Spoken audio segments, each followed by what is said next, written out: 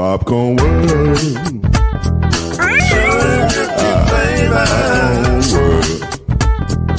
Popcorn World.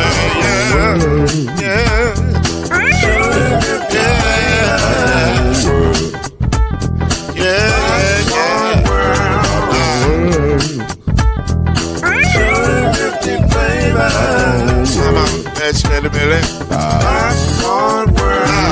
Can I make you groove now? Yes, I can. So you can get this groove in a bag of a can. You can make it round the world when the holes in your hand. Popcorn World. 250 flavors gonna make you smile. 250 flavors gonna make you smile. 250 flavors gonna make you smile. I said popcorn make you smile. Ah. Popcorn World. Popcorn World. Popcorn World. It's a popcorn world. It's a popcorn world.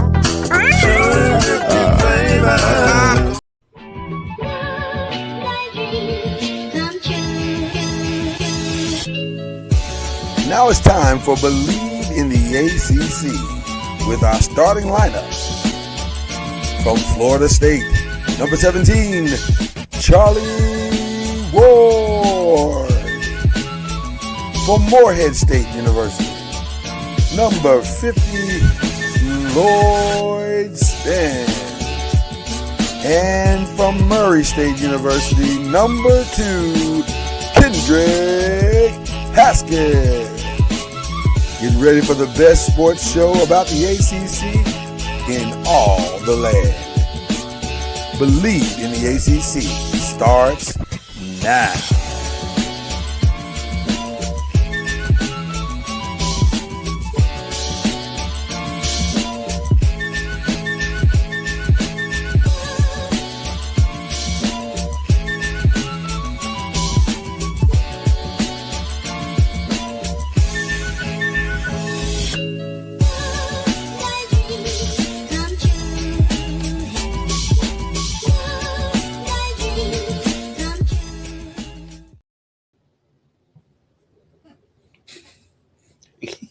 I don't know.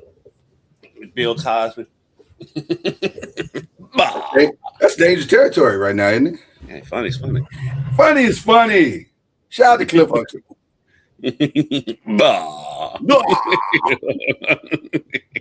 Y'all know the foolishness is about to start. Get ready. Roy Spence, Kendrick Haskins, and I'm giving an early shout out because some of you from Tuesday are gonna be like, "Hey, haven't we seen that hat? Have we seen those gloves? Have we seen that shirt?" Yes, but I'm proud of my wife, and I promised that I'd give her a shout out on both shirts. I mean, both shows. So there you go. Happy wife, happy life. Happy wife, happy life. This ain't about y'all. It's about me and what I'm trying to achieve and get done and stack up some coins on. Okay, here we go. That is Kendrick Haskins. I'm Lloyd Spence. This is Believe in the ACC and another show which will be named later. Not right now. Later. But we're coming in hot today. I wasn't coming in hot. I was coming in. Why are you laughing? What you giggling about? I was like, wow, later. It's a tease. It's called a tease. In the industry, we call this a tease. People who watch their show know what's coming. They know. It's not much. I said it was a good tease. It's just a tease. It's a tease nonetheless. Okay. I wasn't coming in hot today. I was coming in very mild, and then I turned on ESPN as I do for final Thursday morning show prep. And the second thing that they the first thing that they talked about was this Peterson kid is milking the system, and he's doing this and he's doing that. And I was like, hey, wait, what's going on? What did I miss? And then I didn't realize, I watched part of the game, but I was doing other stuff, so I didn't watch the whole game. Turns out that there were better games on. There were much better games on. This game was not very good. That Alabama-Arkansas game was incredible. Shout out to Alabama, Arkansas. Referees, y'all go kick rocks. That was awful. Oh, just wait. I got a game for you from last night. Okay. It'll be a fun show. But anyway, apparently Darian Peterson checked himself out the game. After scoring 18 points, he started having calf issues. He scored 23. Scored 23 on the total game. 3 points in 18 minutes of play. And then started having calf issues. Now, to tie it all together, because you're saying, what does that have to do with the ACC? Well, a lot of players across the landscape of college basketball, top potential lottery picks, who have been having health issues. And the fan base is like, hey, man, paying you too much money to be having all these injuries, man. And whispers in the dark.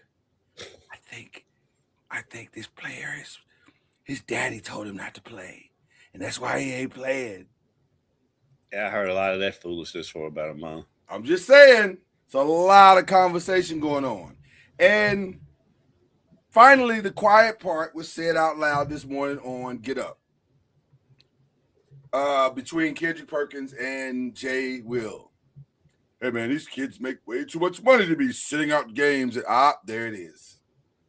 Now we're gonna have that discussion. Mm-hmm. I am I'll be honest with you, this is wildly uncomfortable. Because both things could be true. I don't think that they are, but they could be. They could be. There could be students. I don't know if it's Peterson. I don't know. I'll say this about Peterson. He's had a lot of things go wrong this season. Mm-hmm. So if one wanted to speculate, it would be hard. Though I personally don't feel comfortable doing that, it's hard to argue against anyone doing so. It's a lot of stuff going on. Michael Jordan literally had what is known as a flu game, even when it wasn't a flu game. It was food poisoning. But do you understand what I'm saying? It's a wild. I don't know. How do you feel about this, Kendrick? And where is this going? Well, it is because NIL has been thinking that people can't get injured. Like, they're just sitting out because they want to get paid. I mean, I'm sure you can find some cases where that is the case, but not every player that gets hurt and sits out is just milking NIL money. Right. The Houston story is weird because this dude will play in games and just come out. And I don't know if there's a health issue that we don't know about. Bill Self's body language doesn't help the situation. and gave one of the worst press conferences to defend a player ever. I mean, it's disappointing. It's disappointing. And also, when you get to the tournament, you don't want these type of things to happen. Wait, what are you in? Right. You're implying, sir. Well, the other part too, though, is like when you look at his draft stock, his availability is the knock on him now. Yeah. And so I'm like, now, do you really think that he's hurting his NBA stock on purpose? You know, well, that's the part that makes it weird to me. He's kind of sliding, and he's sliding in a lot of draft boards right now. He was the consistent number one, and now right. DeBonsa's probably going to take over that role, that spot, right? And because of his health issues, and like, you know, on one hand, it's like, okay, what's the difference between the number one and number two pick? I'm like, right. I mean, what are we talking about? But it's still hundreds of thousands of dollars. The difference between the number one and the number two pick, right? So. And you've heard teams are questioning his availability. So if they are questioning his availability, don't you think he would try? If he was just milking it, don't you think he'd get back out there? Well, let me drill down on what you just said. One of the things that is now prevalent with most, if not all, of these students now, they have what we all know is an agent. That agent is connected to various aspects of the next level of basketball, which is typically for these type of players, the NBA. you don't think that his agent has been I don't say contacted, but I'm sure the agent has put out some fillers because it's his job to know where his player is, how people are feeling about his player right now. Mhm. And I guarantee you they have gotten feedback, whether it be from the media or sources that are telling them your guy needs to play. Right.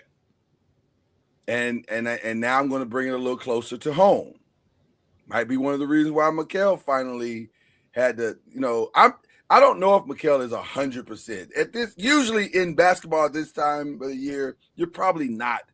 Nobody during the season is usually 100%. That's pushing it. 100, because that means you're not fatigued.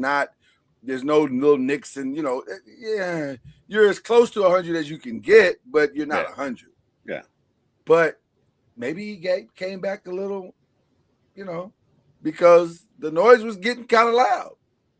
It was, but at the same time, people forget Michael had back issues in high school and missed games in high school because of back issues, and he had a back issue that kept him out of games this year. And he comes back and averaging 30 points a game, and now all of a sudden all that chatter goes away. He's back in the top 10. I saw him basically on the top 10 of most lists this week. I was like, oh, what a difference a day makes. Yeah. But don't take our word for it. Let's ask a coach, our coach, the coach, Coach Charlie Ward. Hello, Charlie Ward. How are you doing, sir? Morning, Coach Junior. Good morning. How are you guys doing? We are doing great, sir. And we are diving into a very uncomfortable conversation, not just for us as journalists, but also for coaches across America. Is your player really hurt?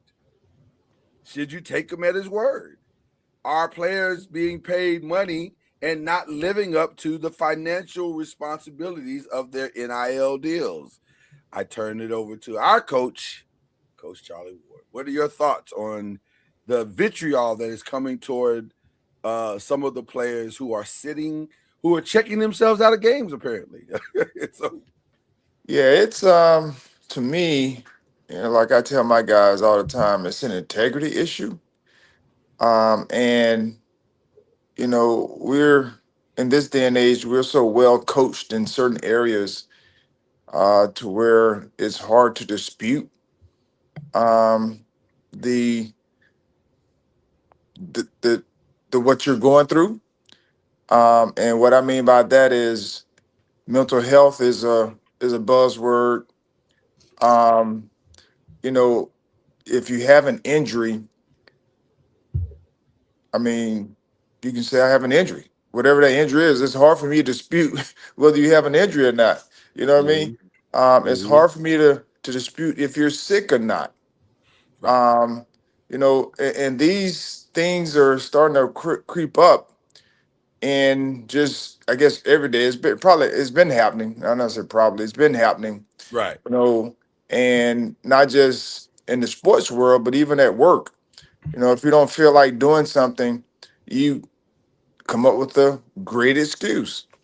And that's one of the things I'm always challenging our guys on is, it's hard for me to dispute that you have a stomach ache when you're going to be late, Right. to a meeting.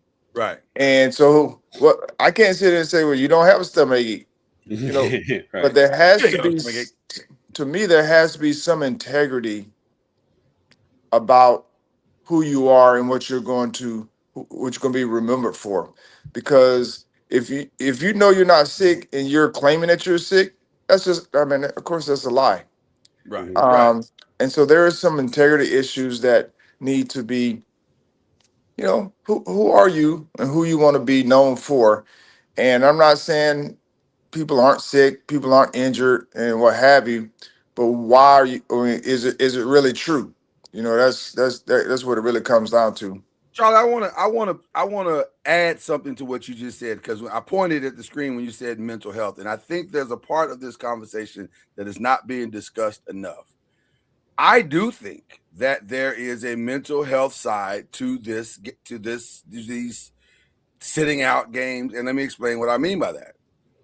If you're making $5 million or $3 million or $2 million, and things are not going the way that you thought they would go in a season, or you have a legitimate injury and that is taken away from your time on the court, but then now you're nervous because all of these things people are talking about you behind, they're talking about you on message boards and chat rooms. Are the chat rooms anymore? Well, Instagram or whatever it is.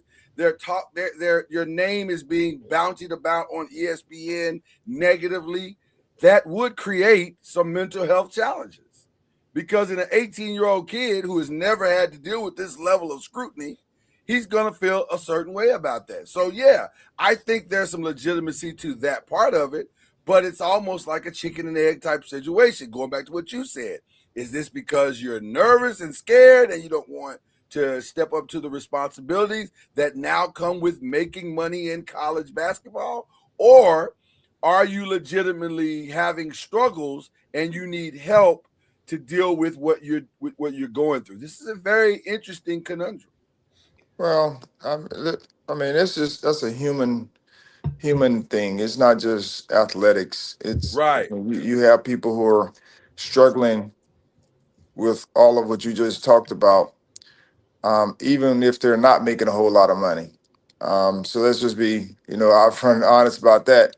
And it really comes down to, are you willing to self-reflect on what it is that you are struggling with? Or, I know I had to go through it, going from not being a starter in college when it came to football to being like one of the guys where everybody's looking to you for, everything.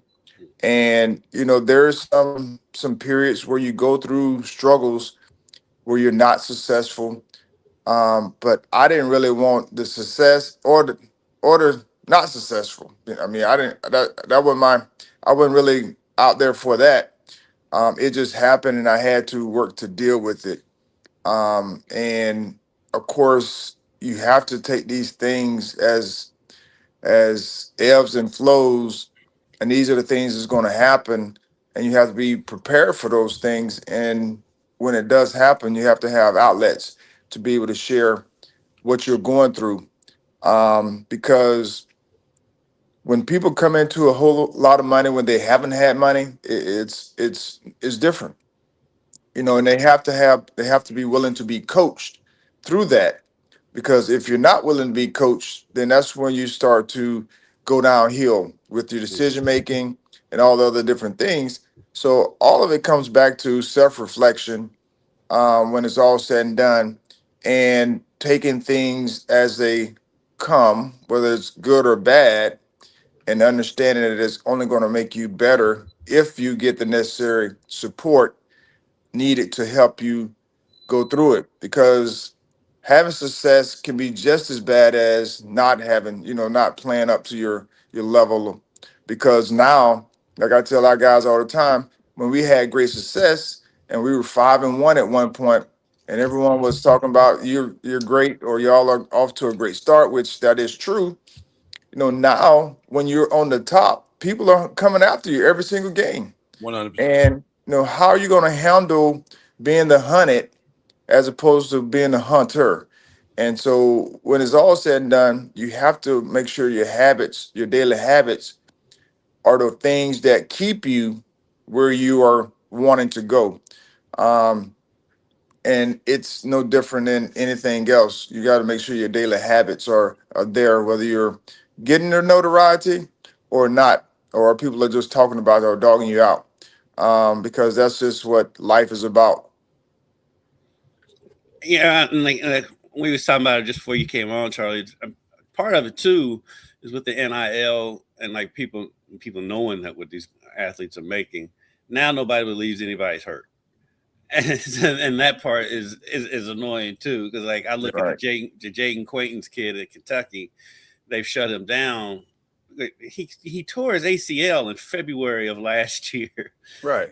and he's a big guy, and so he came back for a few games and he went back out, and now he's milking the NIL money. I'm like, he came back about 2 months early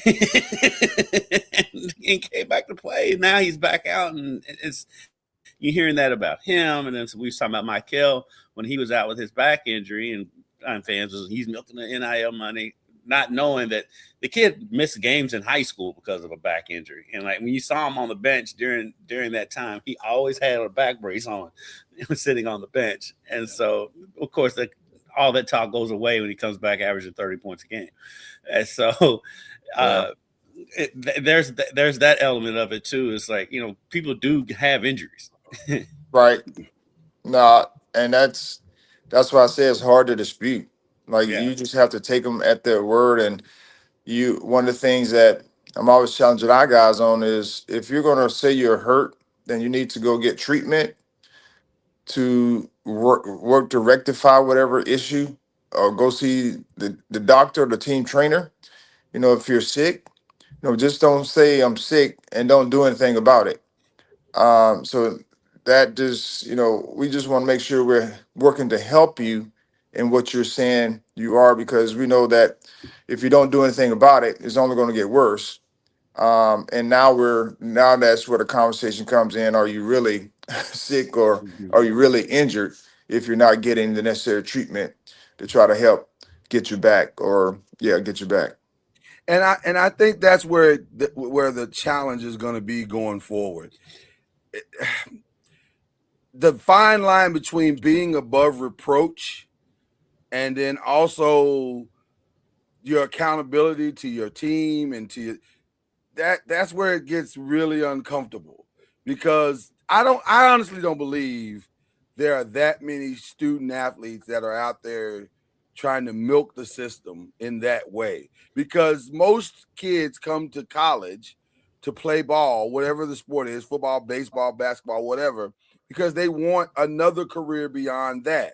So anything that would jeopardize that, I find that really hard to believe that they would just, but again, I don't know who's advising some of these kids also. I mean, maybe there are some parents. Like, it was weird the other day that, I don't know if you guys saw this article, but Flage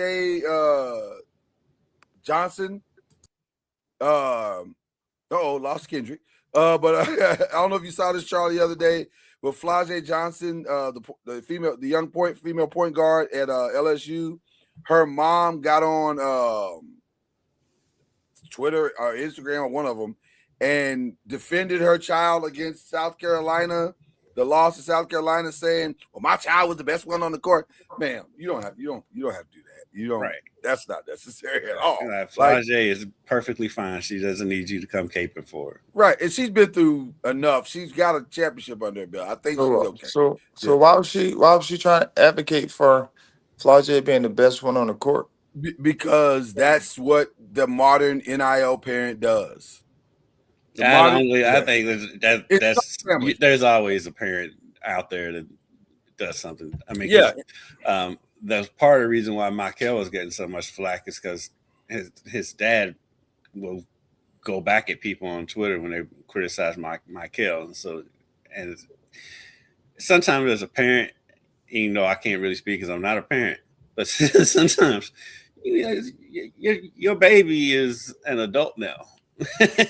They can take care of themselves. Flage's got a song with Lil Wayne. I think she can take care of herself. She missed a free throw at the end of the game, and I'm sure she probably got a lot of so that's why people were going at her, and the mom felt like she had to defend her. And also, let's be honest. Flage is the breadwinner right now. Her mom, and South Carolina owns LSU right now. And South Carolina owns LSU. So, she's trying to protect the daughter. She's also trying to protect her client and the brand. So I get it. I understand. I'm not even mad at her for doing it. I think it's ridiculous. But because I don't think she needs to do it. I don't think she needs to. I think, though, the lines, that's what I'm saying. The lines are very blurred right now. And there's not enough people helping people to navigate these new waters, because they were never amateur waters. They were always professional waters. Now we've allowed this to happen in the amateur ranks with no net. You know what I'm saying? We're walking tight ropes with no net now. So there's no blueprint, or there is a blueprint. We just refuse to follow it. Right? There is a blueprint. We just don't want to follow it, or there's no governing body that can help protect it. Because if there was a governing body that could made up of presidents made of up of NCAA presidents and schools, commissioners, and yeah, well, anyway, nevertheless, we'll digress with that. But it's an interesting situation that's going on right now, and I don't know where we're headed. That's the thing, because at what point does the noise at Kansas get so loud that people start asking for, or start calling for things like breach of contract? We've already started calling for breach of contract when kids decide they want to transfer. That's already happening. But at what point does underperformance create financial tension at these universities? Yeah, I mean, it's a dicey situation, and especially when you start adding contracts and money, and that's not just, like I said, not just in athletics, but that's in all walks of life. Because if you're making $1 million, people expect $1 million worth of work. And there's no recourse if you don't live up to the work, Charlie. There's no recourse for the person giving you the money. You just didn't. They just lost $1 million. Well, that's the same in every aspect of life, though. It is, but sports is already an unrealistic place. Like, the expectation of a fan or even a booster is already unrealistic. Now it's been magnified times 10 because I gave you money for this unrealistic expectation. This should produce wins. Wow. That's why I hate that the figures come out, because, like, as soon as somebody criticizes Kentucky, for example, they have a $22 million roster. First thing that comes out, and it's just like. And by the way, how is that not a violation of the federal government, FMLA? How is that not FMLA? What is it called? But all this stuff is going to be public knowledge, because it's no different than the NBA or NBA and NFL. I mean, all this going to be public knowledge to some extent. Some of it, especially now in college, we really don't know. Because there could be some extra. People are estimating what it could be, right? And there sometimes they only report what's on paper or contract, and so there could be some extra that could be made. But some of this is estimations, I do believe, as well, because you never, like, some people say, "Oh, he's making $3 million. He came up for $2 million." Well, we don't know. It could be $1 million and then $1 million somewhere else, coming from somewhere else. Right. And so that number gets out there, and it's like, is it true or is it not? And so we really don't know. We have an idea, but we really don't know the true value of the contract or the person, because they could be making some extra somewhere else. But I'm sure there's some metrics to some of this stuff where people get, of course, they keep digging and digging and digging to find out how much and everything. So I just think we guys got to get to a place where, of course, is coming commonplace. These things are being shared, and we all have to have some semblance of accountability. Yeah. Because in the NFL, the NBA, you can find guys for being late, or whether you can find people for being late, and there's some structure to the discipline, and what have you. Right now in college, I mean, it's a hit or miss deal when it comes to accountability. And it's kind of all over the place. One school can find, is finding players, another school, may not, because of liability, or, it's just a bunch of things. So there's no no common rules to govern, the actual sports. Yeah. Yeah, because the laws are different in every state too. Right. Correct. So I mean, if it's not even right, if it's not if it's not the same in every state on the law side of it, it's going to be crazy on the NCAA side of it. Yeah. I want to pivot a little bit here, and I will publicly say, and I'll say this into the camera, I will. My two brothers here, if they would not like to participate in what I'm about to do, or if they would like to detach themselves from it, I'm not going to take offense at it at all. But I'd like to speak a little bit about our good friend Mick Cronin.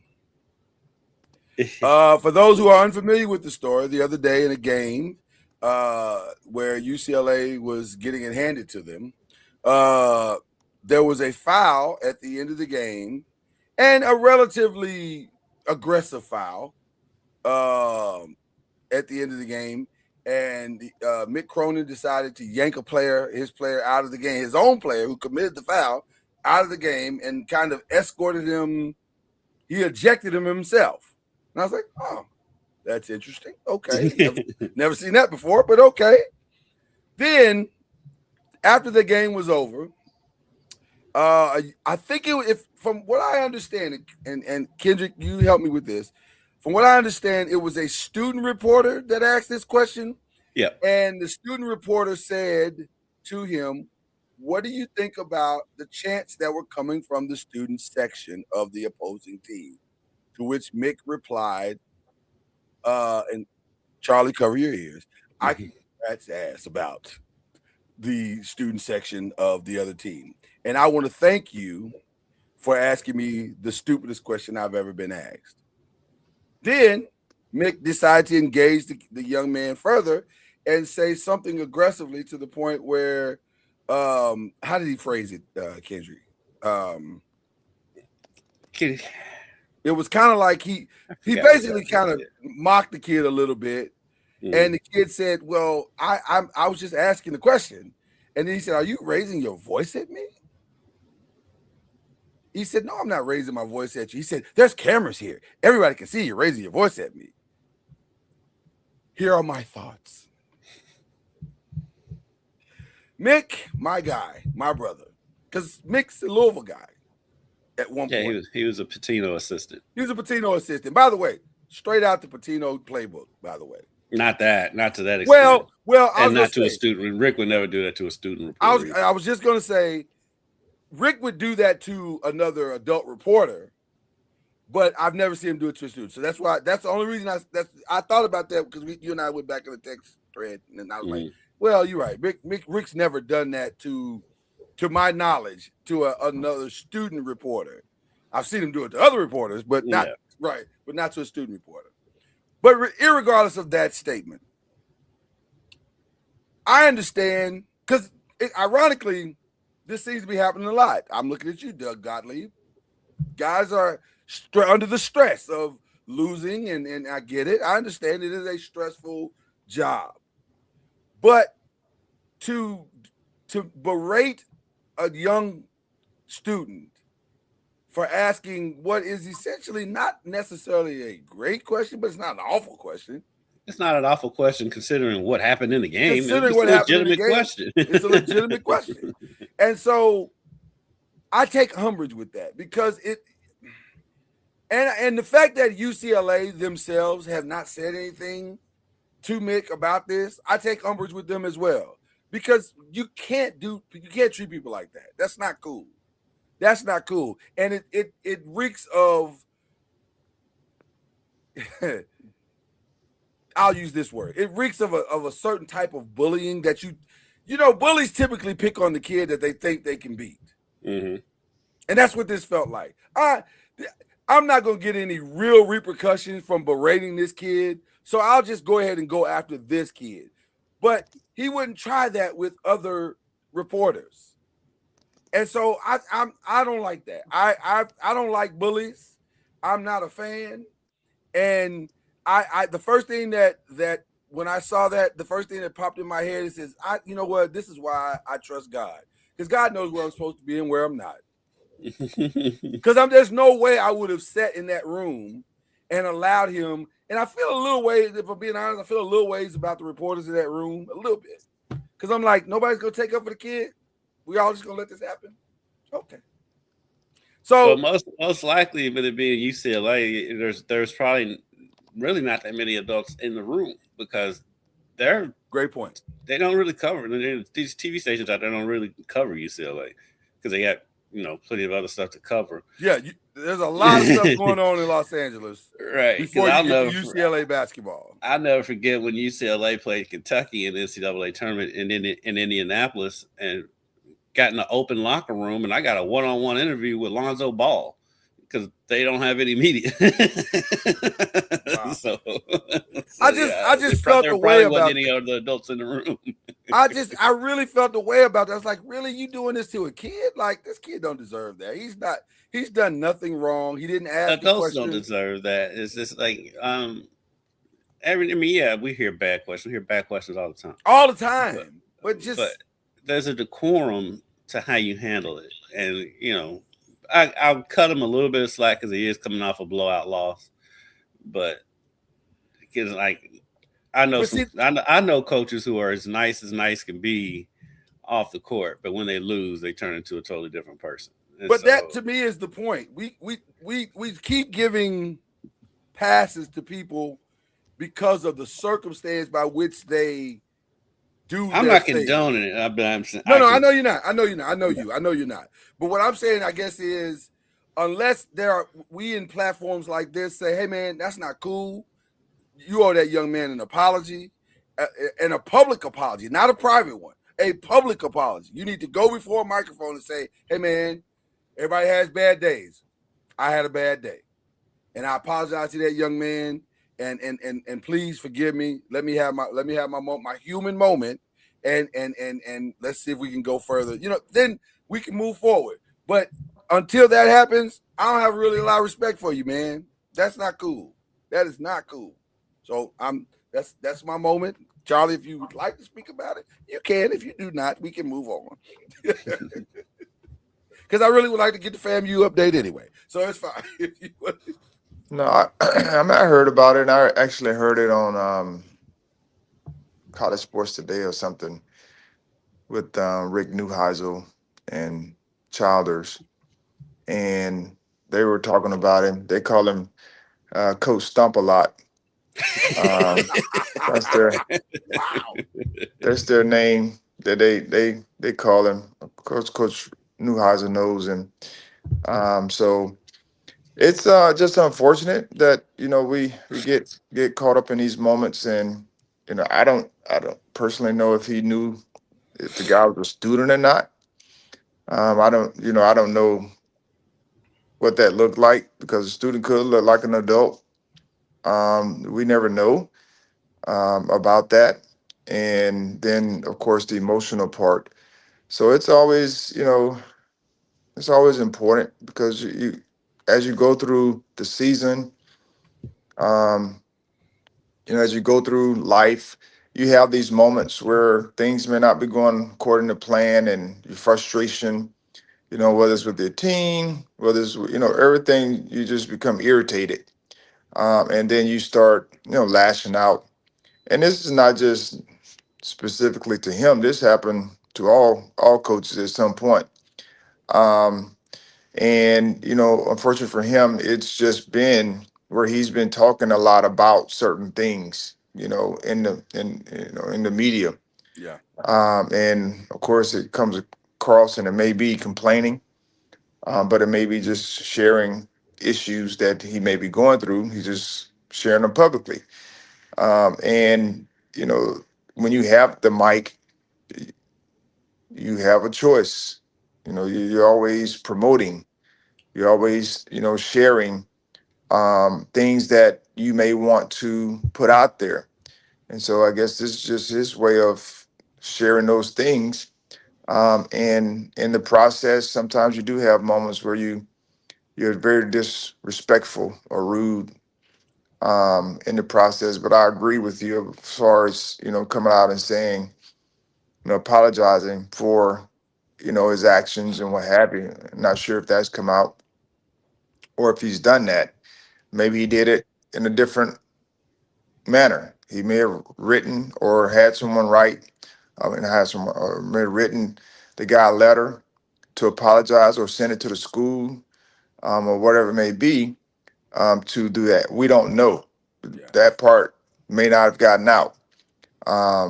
So we just have to take it for what it's worth, and hopefully it's a great learning lesson for all of us. To know that we have to be respectful to people, because you never know who they are. I mean, whether it's an adult or a student, it shouldn't matter. And these things do happen. Where you're rude to people, and you just have to make sure you apologize for it. I agree. Let's get to the I fan remember mail. for some reason, real quick. Yeah, For go ahead, some go ahead, reason, the Rick Pitino story popped in my head. Remember the game they played, and like a cheerleader thought the game was over, and he went out there and grabbed the ball and threw it in the air, and it resulted in a technical foul. So of course Rick was livid. Yeah. But Rick called that. He got that cheerleader's phone number, called him, made him feel better. It's like, just don't let it happen again. Blah blah. And Right. and it's instead of just letting the kid have it, Rick, soothed the kid, and made the kid feel better. So that Right. story just popped in my head about Rick.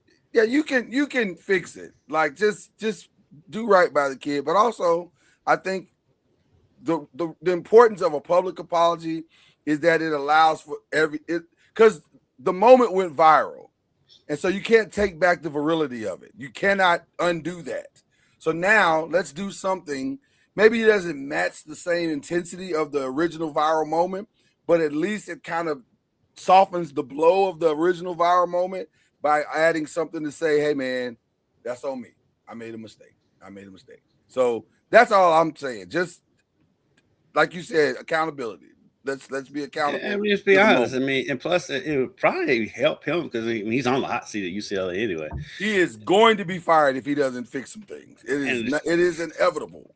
But it's a good look on him professionally if he comes out and apologizes. Absolutely, 100%. But let's talk about some positive things, like this win at Alcorn State. And things are moving back in the right direction for one Charlie Ward. Although I will admit, Charlie, you got a tough stretch coming up here. This is these final 5 games are pretty intense, sir. Are you ready, Charlie? I mean, we've been hot and cold here. Of course, last few games we go from 57 points to 100 points in one day. Yeah. We go from 60 points to 86 points in one day.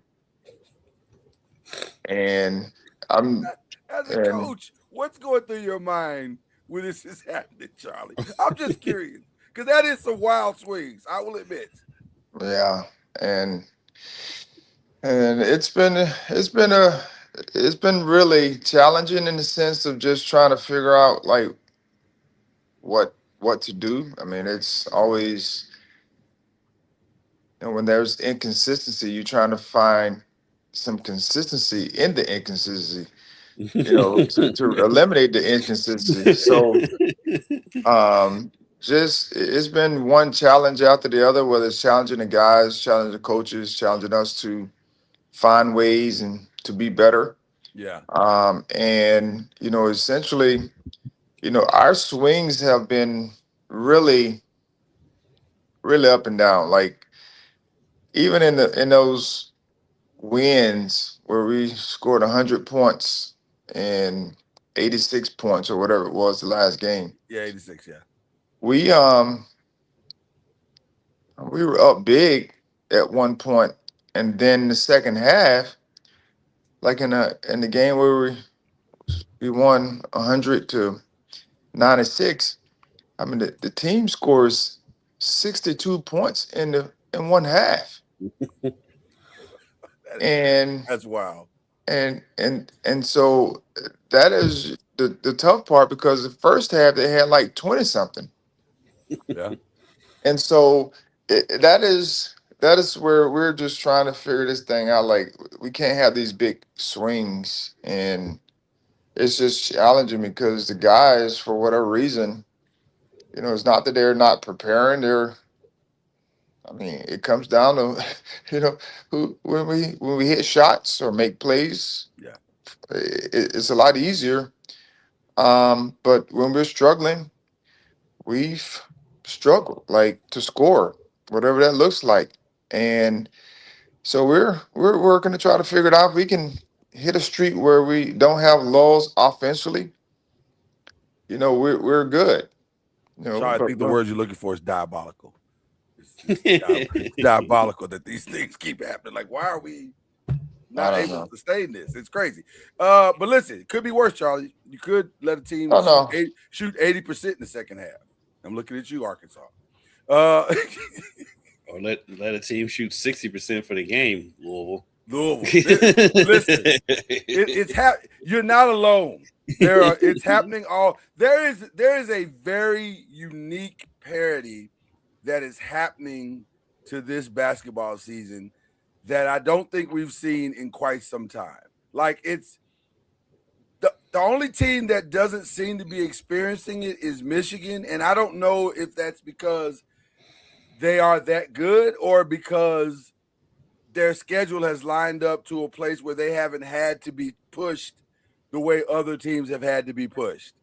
And so it's interesting because if you ask me today, and we're about to get into the conversation here in a minute of bracketology, I honestly don't know who the best team in college basketball is. I really don't. I can make a case for just about anybody. Michigan I think it's Michigan. It's Michigan by record and it's based on what they've done, then you got to say Michigan. But It's usually how that works. yeah, but listen, they've beaten teams outside of the Big Ten. Yeah, they have. But it's no And- different than the Rams. I mean, the Seahawks win the Super Bowl, and then I don't know if they had the best defense, but I don't know. Like, they won. So that's all you can really say. They won. They were the last man standing, and so there it is. That makes them the best. But I mean they beat Auburn. They was 21. They beat Gonzaga by 40.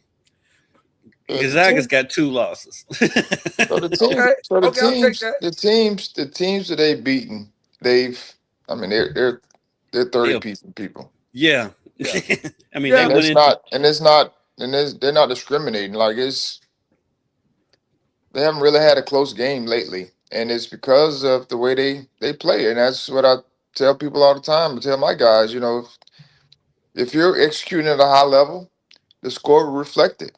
Yeah. And so they've been executing at a high level, and the scores have been reflecting it based upon how they've been playing. So I will say this. I finally got a chance to see Michigan play a little bit the other day, and I was impressed with their attention to detail, especially coming from their point guard. I can't remember the young man's name, but their point guard, he plays the game. Yeah, he plays it very intelligently.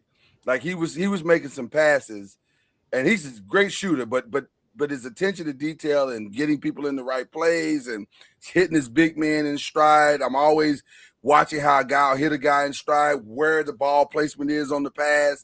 He was doing some really smart things. I was like, okay, this. well, you Right. you know that was the point guard that was at North Carolina North last year. Right? Carolina. Yeah. Oh, I forgot about that. Yeah. You know what's funny? He was in what commercials was those in? He was in one of them commercials. But you know what's funny? Yeah, the hotel commercial. Yeah. You know what? There's so much movement in college basketball now, and you see a kid move, and then it you forget that he was, you forget where he was, and I'm like, I've seen this kid before because he looks so familiar when I'm watching the game. I'm like, you saw him on hotel commercials all during the NCAA tournament. I did. So that's where I remember him from. So there you go. But yeah, I don't know. But quick update that is going to or has already dramatically affected the ACC. Caleb Wilson is out indefinitely. They are not sure when he will return. He says he'll be back. I don't know. A broken hand in mid February. I don't know. It's not a shooting hand. When so does there's March that. Madness start? When does the ACC tournament start? Let's start with that. Like 3 weeks. I've never heard of anything healing that fast, but It may be because we started in 2 weeks. So the 9th through the 14th. So it may be somewhere around that time. Yeah. March. I've never heard of anybody healing that fast, but who knows? He's young. Who knows? But They need him because them and Louisville are tied at 8-5 in the conference. So they are 1, 2, 3, 4, 5. So they're tied for 5th in the conference right now. and where is that game that Tuesday? Is it Tuesday that Louisville and North Carolina play? Monday. It's at Monday. Carolina. Okay. That's at Carolina. Mm-hmm. Even with him out, they should be. I don't know. Well, The way listen, NC the way State beat them last night. Well, the way NC What's State that? beat them. Go ahead. NC State beat who? Oh, they beat North the brakes Carolina. off of North Carolina last night. Oh, did they? But that's the first game without him. If No, I it wasn't. remember. There was a second. That's No, not they the first. That's not the they- first one. Yeah, they No, played a it's the game second the other one. night. That's the second one, and they lost both of them. No, No. they won the other one. They won the other one. Okay. They I don't said know, NC State beat North Carolina 82-58. and it wasn't that close. If you watch the game, it wasn't that close. But NC State is a mixed bag. They are. Yes, they are. They are. They are a mixed Yeah, bag. And if they're Never playing know. at home, if Yeah. they're playing at home, they're totally different. And I think You they never get know what you're going to get from Kadir Copeland from possession to possession. very true. Very true. You know he's not going to pass it often. No, never met a shot he didn't like. Never met a shot he didn't like. Duke, Virginia, North Carolina, Louisville, and in the coaches poll, which I don't know how seriously anybody takes that anymore, but Clemson is number 23. They're out of the AP, but They've lost the last 2, right? they're on a little bit of a slide. They're on a little bit of a slide. Ironically, They've lost 3 straight. oh, is it 3? Wow, okay. And I think Louisville has North Carolina, Clemson, and Miami.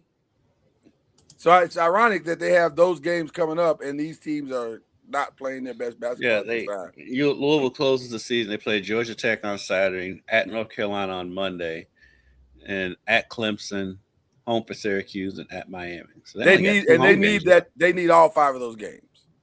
Yeah, They need all 5 of those games. and it's attainable. It's very attainable, especially under the current circumstances. So it's interesting right now in the ACC. Charlie, have we asked you your thoughts about Duke? And, What about them? And well, what do you think about them? Do you They're in think they're in the same boat they were in last year. Ooh. Explain, Charlie. I mean, their best players are young, Mm-hmm. Yeah.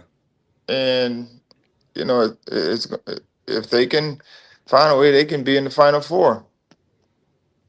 But will they have enough to be able to overcome, a more veteran team? But the young guys have played a lot of They're carrying them. basketball. Yeah, they're carrying them. They are We're absolutely. going to find out a lot about them on Saturday. Yeah, Duke at Michigan on Saturday. that'd be a good one. That's must see. So how do they manufacture that game? Did they just add it to the schedule? I don't know. That's a great question. ESPN has done some weird because like Louisville played Baylor in Fort Worth on Saturday. Yeah. And it's I think I've noticed a lot of ACC teams have played some weird games this last couple of weeks. And by the way, things out of conference, Yeah. they've done some out of conference things. But I was just curious, like, how do they pick these 2 teams? And I mean, I know they had already in the schedule, 100%. but it's interesting that they would pick these 2. Now these 2 teams will have the game at this time when they're. That normally doesn't happen. You're right. And by the way, they did Baylor no favors moving that game. It was always in Fort Worth. But did you see the arena? That's on Baylor. It ain't like Fort Worth. Well, That's that's what far I'm from saying. Baylor's campus. Baylor should have fought hard to keep that on campus because that game, I was like, were the fans at Baylor not notified that this game was going to be going on Saturday? I blame the Baylor fans. I mean, Fort They Worth didn't show up to that game at all. Fort Worth cannot be that far from Baylor's campus. It can't be. No, it's Waco. Baylor's in Waco. Yeah. That's like a hour and 2 hour drive, 3 hour drive. I mean, it's drivable. It is drivable. But I don't know why. I'm just not sure why. There were Louisville fans there. Yeah, well, I wasn't sure why they moved the game at all, though. Like, it's not like it's just a neutral court game. It was just why do we need a neutral court game in February though? That's crazy to me. I'm with Charlie. I don't understand the schedule. I don't understand it either. But I mean, it is what I mean. We knew that was the case. Yeah, we knew it was coming, but it just seems weird. That's why I don't understand why Baylor fans weren't there. They were not there. They were not there. Can I throw out something real quick? Coach of the year in the ACC women's side, probably already decided. Who is that? Got to be Kara Lawson at this point, right? It's got to be. Yeah. I mean, yeah. You would put Jeff in it if. How many? I know they were on a winning streak. Is it still going? Yeah. Yeah. They won 16 straight. Well, but even beyond the winning streak, they started 3-9, or 3-6 maybe was. It's really impressive. Like, come on, we got to give. Yeah, they were 3-6. Yeah, that's. I mean, she's doing a thing. Like that's. Yeah. I got to give it up because I think there were some people that thinking at first she was in over her head, and maybe she was because it's a learning curve. There is a legitimate learning curve. But she has good processes, though. I mean, does. You hear talking. I mean, she has good processes. Of course, you need good players, which she's been able to put together. So, if you have good process, good mindset, of course, you surround yourself with good coaches and people, and the support needed from administration. You could, you can do a lot. So, there's no coincidence that she's having success. And, a lot of times it's about how do you rebound or respond, as we like to say in the coaching world. How do you respond to adversity? And when you're 3-6, are you you got to do some shaking up and those types of things to try to get people's attention, or you just double down and get better, learn from those mistakes. Well, I think she had the quote of the year when they asked her that question. How did you coach them past the adversity? She said, well, one day at a time, because you don't get to tell adversity how long you get to stay. I was like, that's a bar. You listen. That's a bar. Sitting at the method man. That's great. Okay. So let's look at a little bit of bracketology. We usually do this on this show every year, and right around about this time, we take you into the mind of those who are looking at all aspects of college sport or college basketball, and none greater than the great Joe Lunardi, who doesn't get it wrong a lot, but let's be fair, it's kind of also self-explanatory at some points. But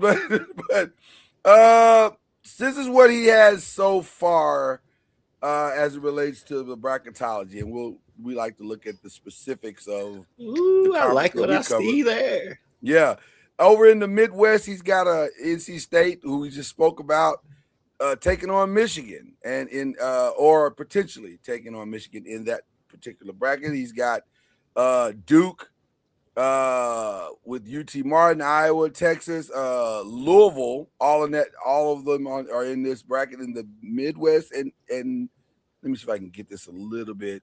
There you go. Is that better? Can you guys see that? Okay, there we go. I can see it fine. All right. I don't hate that. I love a trip to San Diego. I figured that's where you were. I figured that's what you were headed. I picked a good year to go with Louisville this other tournament.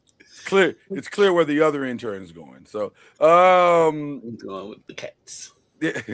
No, without question. But yeah, that feels And that's interesting to doable for me. Louisville. I think Louisville can come out of San Diego. I mean, That'd be a good draw for them. That'd be a great draw. Vanderbilt will be tough. I mean, Liberty will be tough, but I mean, I think Louisville can beat those teams.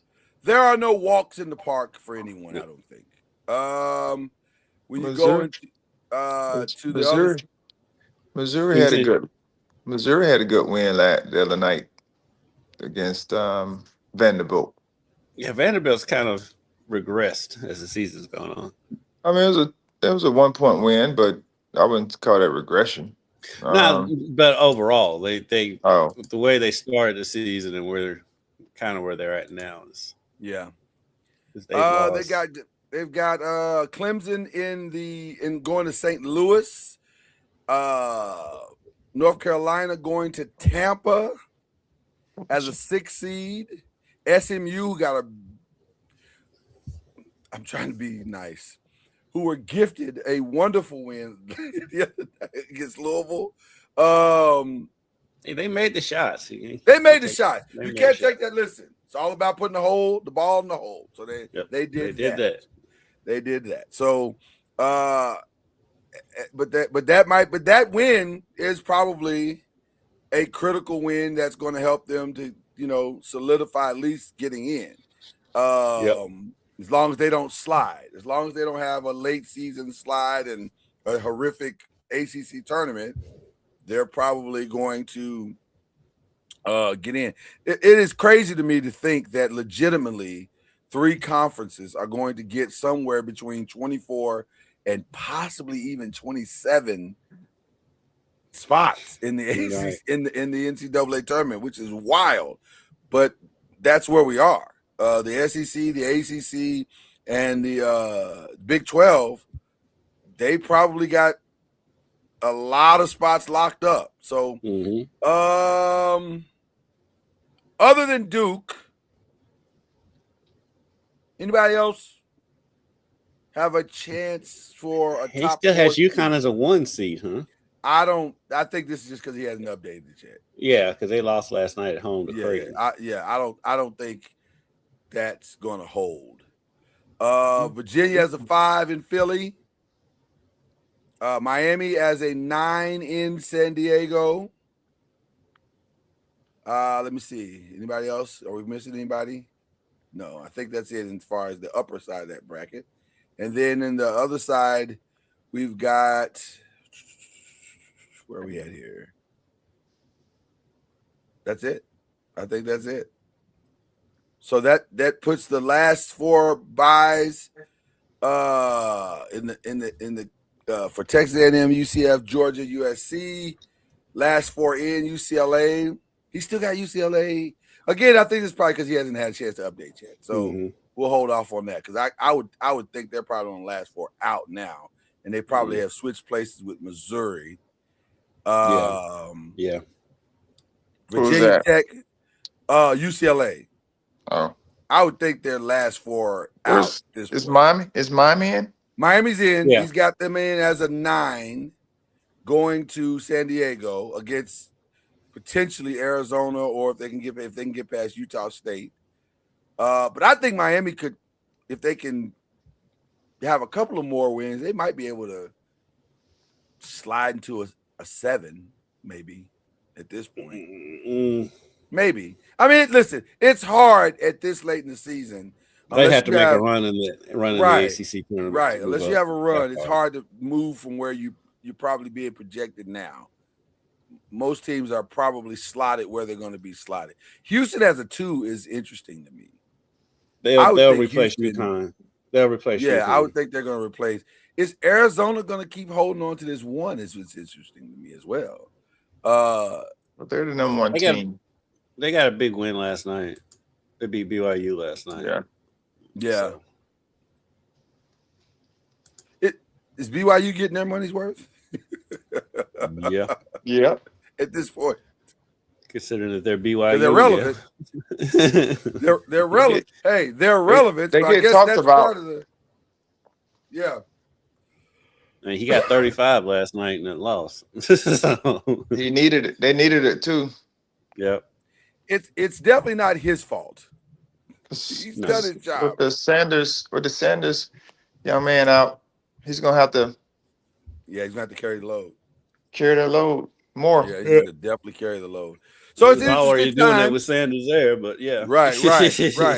I'm not sure Sanders might be the X factor of that whole situation right now because I don't know what's going on with him. But nevertheless, you know, they are where they are. They're gonna get in. They're gonna get in because of the TV. They'll get in. Yeah. I mean, they're ranked number 1 right now. Yeah, 23. They're sliding.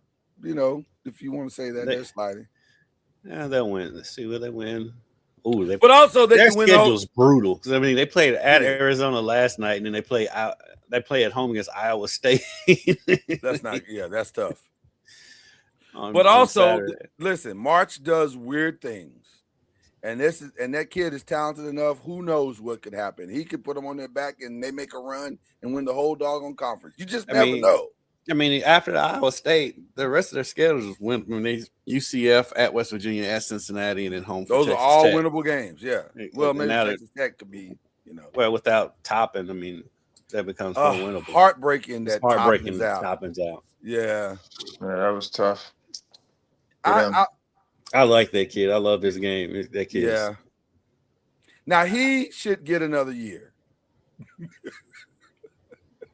He should be offered another year. He's gonna rehab that knee in an NBA locker room. Well, probably. But I'm just saying situations like that. That is fooling with college. He could have went last year. He ain't fooling with college no more. Listen, I agree. But I'm saying if he said I'd like another year, I think that's fine. Oh yeah, he get it. Guys who are saying 9 years, hey man, come on, man. It's time. It was a guard I saw the other day. I was like, man, I remember him from 3 schools ago. With Copeland. I remember him from 3 schools ago. That's an awful statement. Copeland at NC State. He's been at NC State, McNeese State, Syracuse. Not that he's the kid that's still on campus and you walk past him in the lunchroom going, "You still here?" Yeah. Yeah. We had like 3 or 4 of those at Murray. Wow. Yeah, we had a bunch of more here. They were there the whole time I was there. Before I got there. I'm thinking of one right now. That joker stayed forever. I was like, hey man, I feel like at this point you don't want to graduate. You just you just I'm gonna name a dorm after you. Not sure what you're doing. Like, what plan are you on? Like, what are you talking about right now? I'm gonna check your whole program. This is crazy that you're still here. Okay, Charlie. We've ignored it for most of the program, but I have to know where are you, Charlie? Like, this is. Are you in Mississippi? Are y'all playing tonight? Is the game tonight? Yes. We're home. We're home this weekend. Okay. We're playing the Alabama schools. Alabama schools are coming to Florida in what Charlie Ward likes to call the get back games. We lost to both of them on the road, but still got to go out and execute. We struggled in the first game against Alabama A&M. First, again, our swings. They were up 21-4 with like 7 minutes and 30 seconds to go, and we ended the half 26-20. And they hit a 3. When guy hit a 3 at the buzzer, like a turnaround fadeaway. Turnaround fadeaway is down. So essentially, it was 23-20. We clawed back in the game, and then we ended up losing by like 7. No, it might have been more than that. No, 7 or so, because we kept clawing, and guy hit a late in the game, like 40-something seconds. We got him down, shot clock down. We down 4, shot clock down to maybe 2 or 3 seconds, they skip it to a guy and he knocks down a three. Yeah. First year coaching Blues. And so that's just it's that whole deal. But we'll be prepared and ready There you go. to compete and live with the results. We're in the middle of the pack. Yeah, you're right there. I mean, you're not it hadn't gotten away from you, so that's good. That's So good. we're managing. I don't know how much time you have for us. You got some more time, or can we keep going to the other side of this thing? What's the other side? Well, the other side is our lovely Press and Pros show that we do.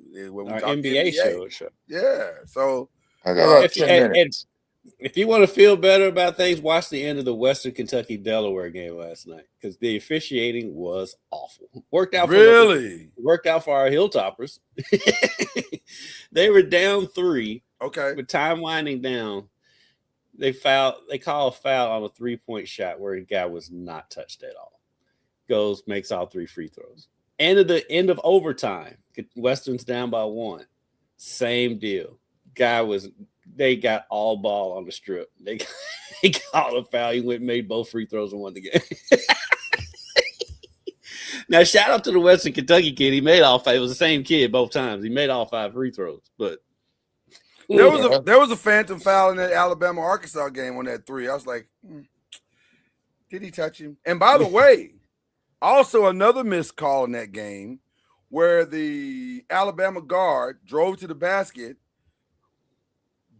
crossed the guy over, and brought his other hand up on the cross like he was going to shoot, tapped the ball, and then drove to the basket, scored. They never called it. I was like, so these are very selective moments we're having here. That's the thing that frustrates me the most. Yeah. And I'm always telling referees, like, hey man, just call the game. Like, don't look at sides and where you at and all that. Just call the game. Yeah. And I'm not asking for calls. I just want you to call what you calling on the other end. Right. Right. Don't bypass. Don't make us play through contact, and then you're calling these tick tack fouls on the other end. Right. Just call them the same way, and then they give you these good excuses like, "Well, I didn't see it," or "We'll keep looking for it." I'm like, man, y'all been looking all night, and you still hadn't caught it on this end. But Charlie, you should have, isn't it your job to look for it though? Like, that's really why you're here. There's no other responsibility that you have but to look. But what are you talking about? But it goes back to the same thing, like for my guys. They give me great excuses. Yeah. I mean, it's excuses that you can't dispute. Like one guy told me, well, you didn't see what I saw. You can't dispute that. You know what I'm saying? Like, how do you dispute that? Well, Coach, you didn't see what I saw. That's an experienced ref. And then, exactly. That's who he is. Yeah. And then I go back and watch the film. I was like, you didn't see what you saw.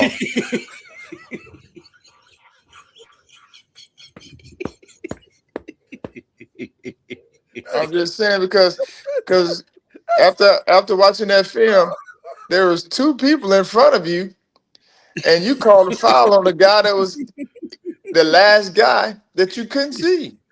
I like to remind people that these games are recorded, right? The truth is going to come out. I don't know why you think. Yeah, I mean, Charlie, it always amazes me when a ref totally on the other side of the court will call a foul. I'm like, there's no way you saw that. And by the way, the one that burns me more than any of that, the anticipatory foul. That's what it was on that 3-point on the 3-pointer. That drives me crazy. That used to drive me crazy as a player. Like, so you just gonna blow the whistle because you think I'm about to foul. Yeah, that's what we're doing now. We just making up moments. Like, that's crazy to me. And then the other one that he always says, I'm not gonna like that one. I mean, I like that one, Charlie, you're on fire today. but You are on but fire. Let me tell you. but I can't take it back. You I'm can't like, take it back. yeah, just call it turnover then. Yeah. I mean, we have those coaches, players, everybody have turnovers, but I'm not asking you to call something back. Like we used to see this all the time. You know, you make a bad call, you go call makeup call. You all Makeup heard calls. that. Yes. Heard of that. Yes. Like don't go and make up no call Right. because you just made a bad call. Right. That's I not good said, either. Right. I'm saying, I'm like, man, just call what you see. Like guys be telling me, well, I gave you a jump ball, but your guy touched the ball out of bounds. I'm like, I appreciate the grace, the favor, but that's not the right call. That's not the right call. You know what I mean? Like I'm not here trying to get no calls from a team. Call what you see. Right. If a guy's out of bounds when he touched the ball, it's the other team's ball. Right. Even though we would love the ball, but to me, that's an integrity issue. Like that means you can Sway. make those calls at any time. Mhm. You know, and you That's scary. yeah, and I had this a couple times. Like a guy foot was totally out of bounds when he jumped. Yeah. He jumps out of bounds. He touches the ball. He touches the ball while he's in the air. You know, he jumped. His Right. foot was out of bounds. While he's in the air, he hits the ball back into play, and it's a play on. And you I'm said, sitting there, so you said you didn't see that. That's what you're saying right now. You didn't see but I saw this on the film. Like I come back and get, I'm like, what are we watching? Yeah, I don't know. Like it's blatant. The guys put out- and they're like, oh, I'm still watching. I'm looking for it. I'm like, dude, what are you looking at? Do you sometimes want to turn to the referees and say, you know, this isn't a free ticket to a game.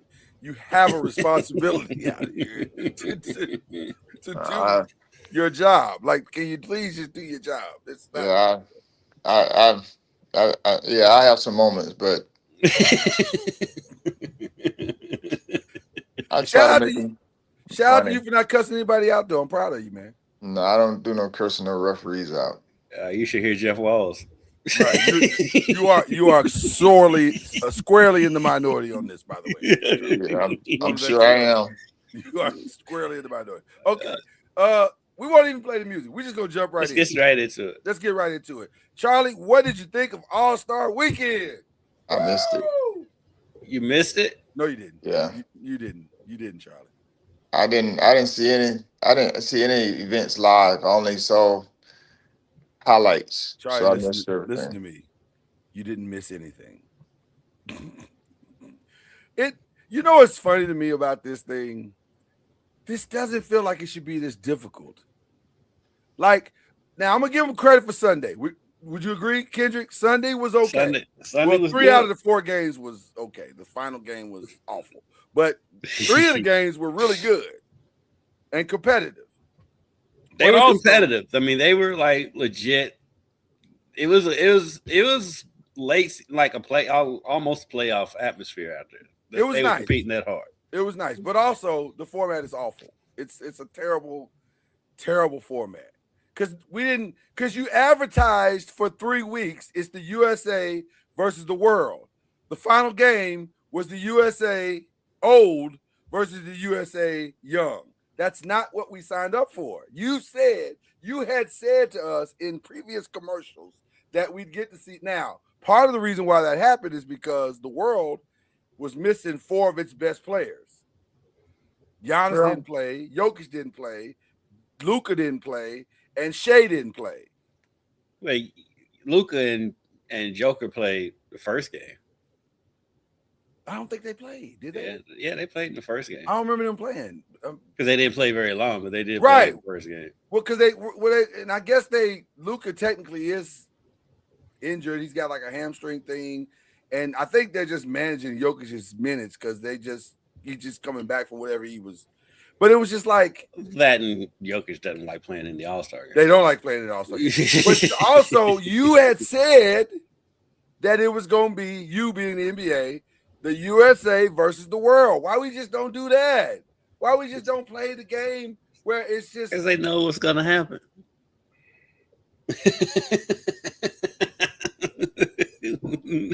You know, the world's gonna kick our butt.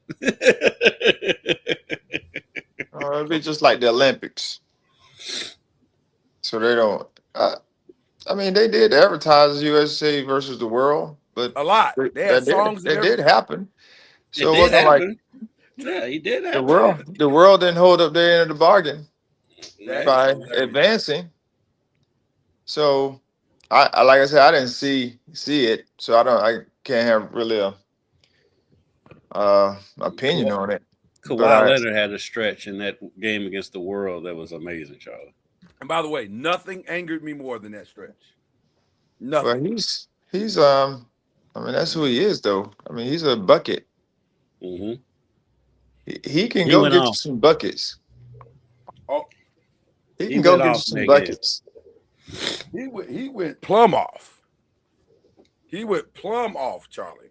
And Did he? also, nothing angered me more. Nothing. Why? Because, hey man, so can you do that like in May? Would that be possible? Can we get that? Well, he's been doing it. Trust me. This year, He's been doing it this year. Yeah. yeah, He does it every year I've seen him. until April and play.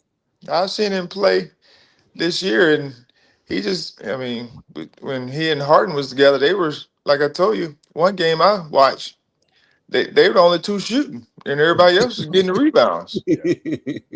Yeah, that's usually how it works on that. Well, that's how I used to work on that team. Can I also make a suggestion? I have because if we're talking about ways to fix the All-Star game or All-Star weekend, I have a couple of suggestions. Number one, let's stop acting like the premier Saturday event is still the dunking contest. It is not. It is the three-point contest. That's the best event of Saturday. And now Damian Lillard winning that this year is as diabolical as it has ever been because he has not played a minute of basketball this season and may not play any basketball this season. But Probably he can't do that. He can shoot. Listen, one thing Damian Lillard can do is shoot that thing. Mhm. And he shot that thing. Flip of the wrist. Yeah, They'll do that forever. Yeah. Listen, long as you can still do this. they should have a retired players, like if you won the 3-point contest, they should have at least a representative. You want Craig Hodges, the real athlete? Yeah. Craig Hodges, Reggie, take that suit off and get out there and shoot that thing. That would be Ray. interesting if they paired like they did with Allen, and you know how they did the skills challenge. Yeah. If they pair somebody like that for a 3-point contest to combine their points, you know, put them on different ends, combine their points, and they kind of win the 3-point contest. By the way, I don't understand the skills challenge at all. Or the shooting. No, they didn't even call it the skills challenge. They call it the shooting. So they took away the skills challenge? It was some weird shooting thing now. And it didn't even really make sense because it correct me if I'm wrong. Maybe my eyes and my mind are deceiving me, but I thought when they used to do the shooting thing, you had to stay at the station until you made that shot.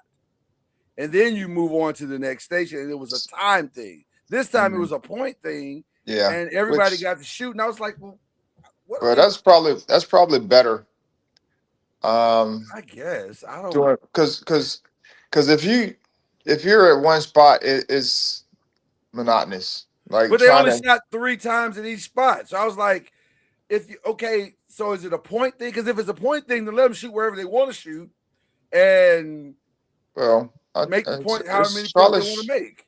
It's probably strategic too, because if you're trying to get the most points, then you're probably going to shoot wherever you can get the most points. Yeah. But I didn't get the impression they were allowed to shoot wherever they wanted to. It felt like they had to go through each station, and then the last station was the half-court shot. And I'm so maybe like hotspot. Yeah, it was confusing. But whatever. The who won? The Knicks won. Was it the Knicks that won it? Yes. I didn't That's really all that Charlie cares about. The Knicks won. So see, fine. Charlie The Knicks Charlie won. didn't see anything but knew that the Knicks won He knew whatever the this Knicks- challenge was. Right, the Knicks won. That's all he cares about at this point. The Knicks won, and that's all that matters.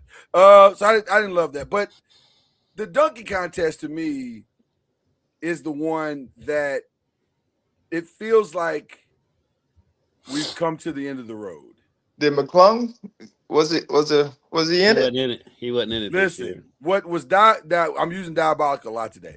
What was really crazy is that after the dunking contest was over, Matt McClung, who clearly felt the way about not being invited back, released 4 dunks on Twitter and Instagram that were all better than every dunk that was in the dunking contest.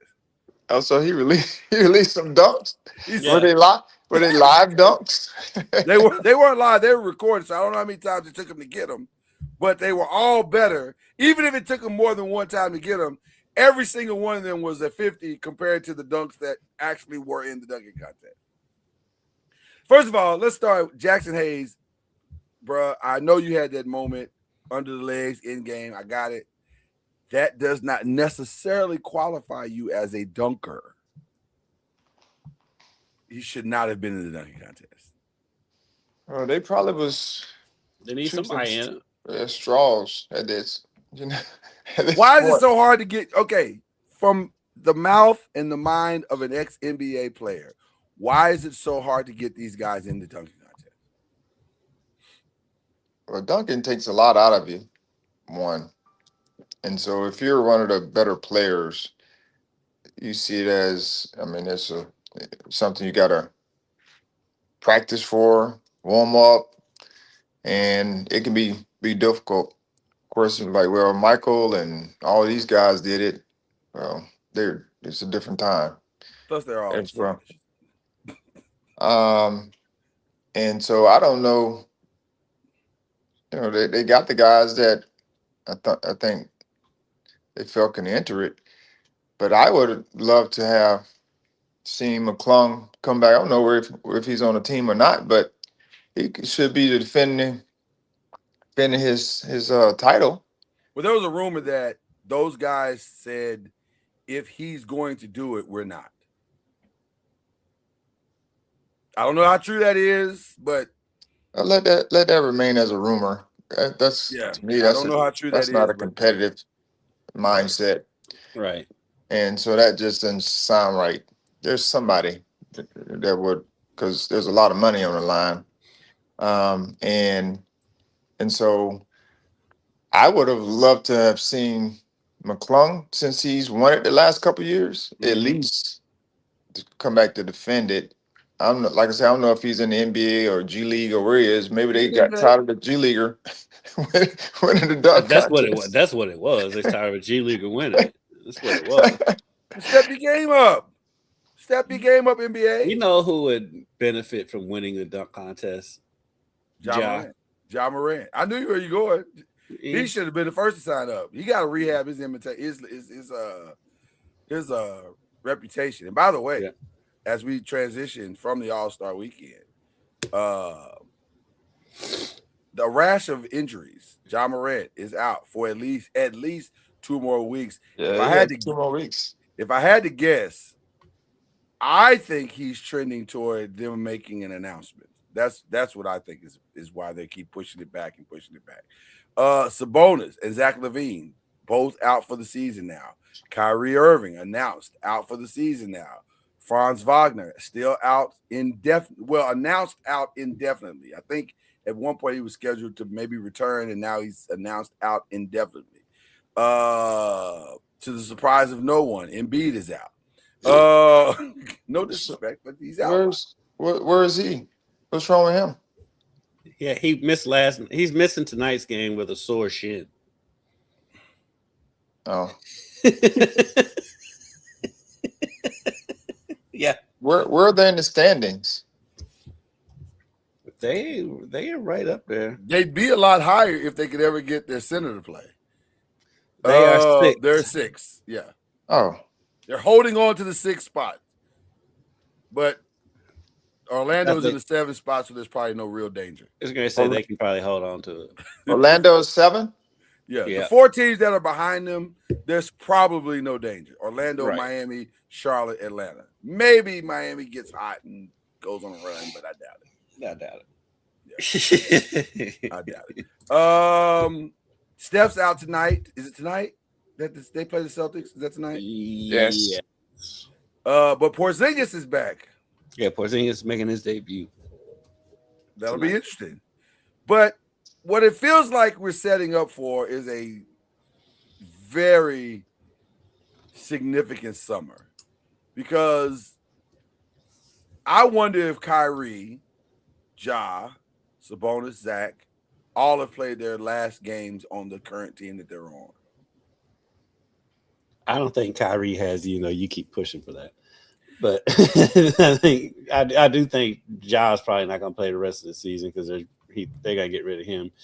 And Sacramento. Is Memphis in the playoffs? No.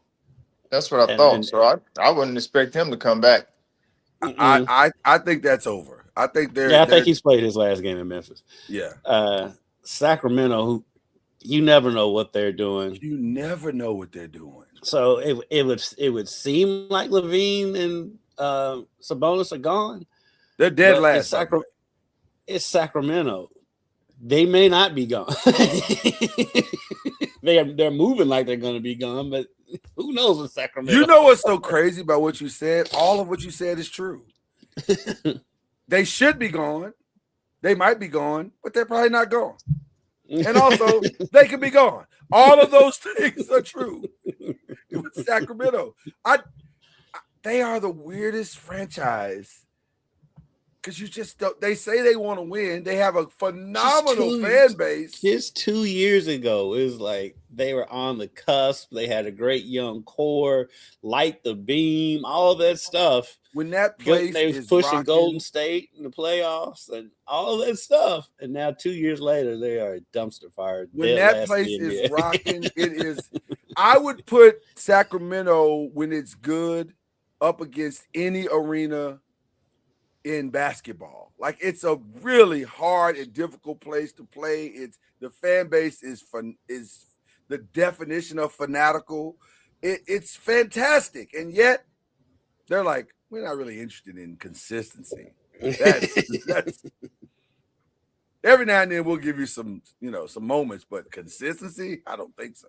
I mean, because what I heard from a reliable source, the whole De'Aaron Fox thing was botched, because had you always been under the impression that it was Fox that wanted Brown fired? Yes, that was the idea. That was the estimate that was out there, right? Well, apparently that was not the case. Actually, it was Malik Monk that wanted him fired, not Fox. So when Fox wanted that's why Fox wanted out, because the team never came to his defense when everybody was saying he was the one that got Mike Brown fired when it wasn't him. Malik Monk wanting someone fired is the equivalent of Dalton Connect demanding a trade from the Lakers. Like, sir, the unmitigated gall. You don't have that cachet, sir. I'm right. With all due respect. Like, come off the bench and settle down.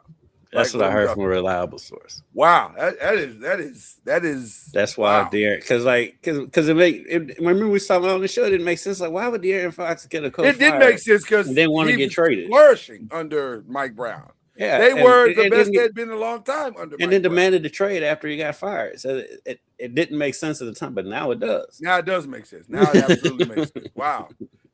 Well, I don't know that. Some of the stuff that goes on. I asked this question, like, when will this because everything trickle down. I'm a big trickle down guy. Yeah. So when does this start to trickle down into college?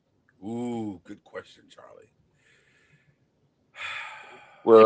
With NIL money now, it may where players who are making a lot of money start complaining about the coach and the coaches or whatever it may be. When the LeBron-esque player ends up at school X and does not have a great experience, that's when it'll happen.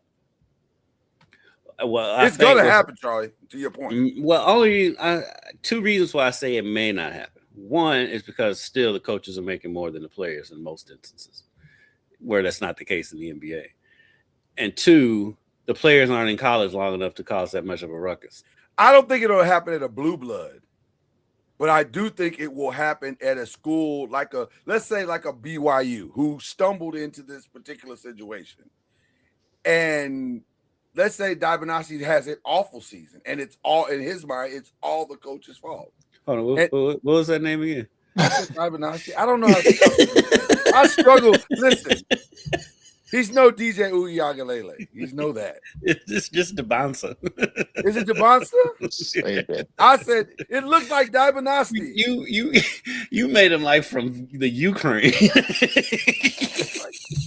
Listen, they don't pay me to learn all the names. I'm Charles Barkley when it comes to these names, brother. I ain't gonna hold you. Dabanowski. I don't know.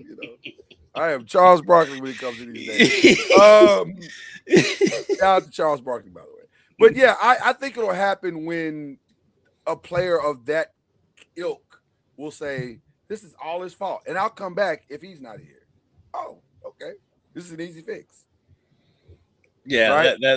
that would probably be the scenario in which it happened. I just, like I said, the coaches are still making more than the players right now. And so, and the players are only, even if the player, well, I was going to say the players are usually only there for 4 years, but if I'm being honest, I think it's more likely to happen in football than it is basketball. Yes. Yeah. Yes. Yeah. Yeah, because Arch could clearly get Sarkisian fired if he wanted. Without question. And make it depending on how the season goes. It's very possible that Sark could be looking for a job. So, yeah, it's likely. Yeah, you're right. You dead on. It's more likely to happen in football than basketball. If you know Texas they're there football, longer. If you know Texas football, the clock has started on his career. And they're there longer in football than they are in basketball. 100%. That's true. 100%. So, but I think we're headed toward a weird switch of teams this summer. Like this summer is going to be crazy. Yeah, I think it's going to get kind of nutty. Yeah, I think it's kind of. It's so funny to hear Stephen A. Smith 2 days ago say, "There's absolutely no way the Lakers are going to get Giannis. It's just never going to happen." I'm like, it's happening right now in real time. I would never say never. It's happening right now in real time. You cannot say never ever again after this. So would LeBron James be on that team? That's the X factor. That really is the X factor because I saw the curve yesterday where they said they would welcome him back. If he I saw and I felt like that was PR. I'll be honest with you. I felt that was more PR than anything. I can't see unless LeBron is looks at his family and says, I don't want to do anything to disrupt my happy home. I'll take whatever I need. I'll do whatever I need to do to stay here. If he and that would be the most un-LeBron thing ever. Because he's not necessarily taking less money in any situation he's ever been in. So he's going to next year regardless. Well, he's going to somewhere. But I wonder, would he be willing to do that? And by the way, I don't know if those plans have anything to do with what the Lakers are doing with Los Angeles. First of all, Giannis and Los Angeles got to calm down. Because at some point, it starts to look like collusion. Like, he's all through the All-Star weekend. He's got he and his wife have all this time to be all throughout the community, and they're doing all these. Y'all got to calm down. That's just the All-Star weekend, though. Well, but some of it was like, okay, let's, and then the interview with Malika Andrews, Jesus, man, like, as of today, I am a buck. Don't do that. You don't have to do that. You don't have to do that. Just say we've had some great times here in Milwaukee. I'm not sure what my future holds, but until it's decided, that would have been, as of today, come on. Lloyd, we're in our 50s. Giannis is that what it is? Yeah. Am I the old man now? We old. That's probably true. We've That had part enough is life experience and seeing this stuff happen to know the right answer. He's like what 30 from Greece. He hasn't watched Yeah. all this crazy stuff all his life. I'm like, this is clearly conversations are happening in the room that we are not privy to, and there's very strong discussion. I'm joining Lloyd on this one. I think most likely he's going to end up in LA, which is crazy to think about. and I don't see how LeBron figures into that picture. I don't either. I don't know how that works. Like, you can't pay everybody. So you think LeBron would go to? It has to be a three-way trade. Yeah, but I think we both think it'll be a three-way trade. Milwaukee. No, we think it'll be a three-way trade. He ends up living in Cleveland. He and Bronny are going to Cleveland. Only reason why I have a hang up on it may not happen is because of, ironically, because of what you say, because of Zuri. You gonna pull Zuri out of her school? That's why and move her back to Cleveland. Right. That's the thing. Well, I would. The two I would boys say, are grown. Yeah. Yeah, They don't care. I don't think that would be a factor because as much as I think he understands this is probably his last hurrah. Yeah. They would probably keep her in school there. Mm-hmm. Yeah, they may And not go back. You Yeah. just have a condo in Cleveland. and they would get a place in Cleveland, and of course they can always, it's just for them it's a jump in the plane. Yeah, I would When, imagine he come to has a place town. in Cleveland.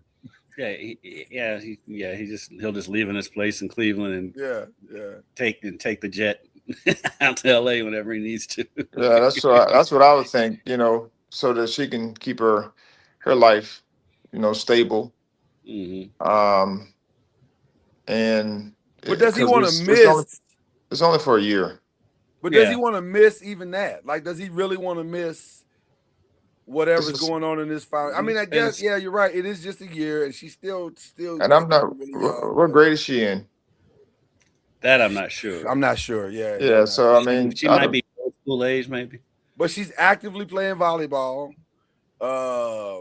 She's apparently pretty good from all accounts.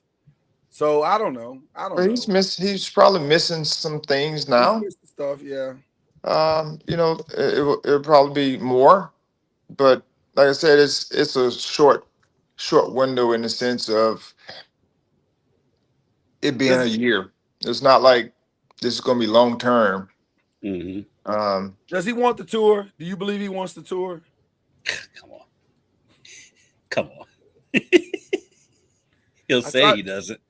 I tried to, I tried to hide my tongue in my cheek when I said it. You saw that. He'll say he doesn't want it. Does he deserve the tour? Yes. The man been playing for 30 years.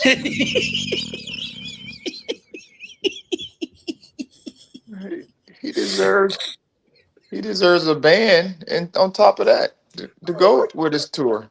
It's three people in the league right now that deserve the tour. It's him, KD, and Steph. Yes, I agree.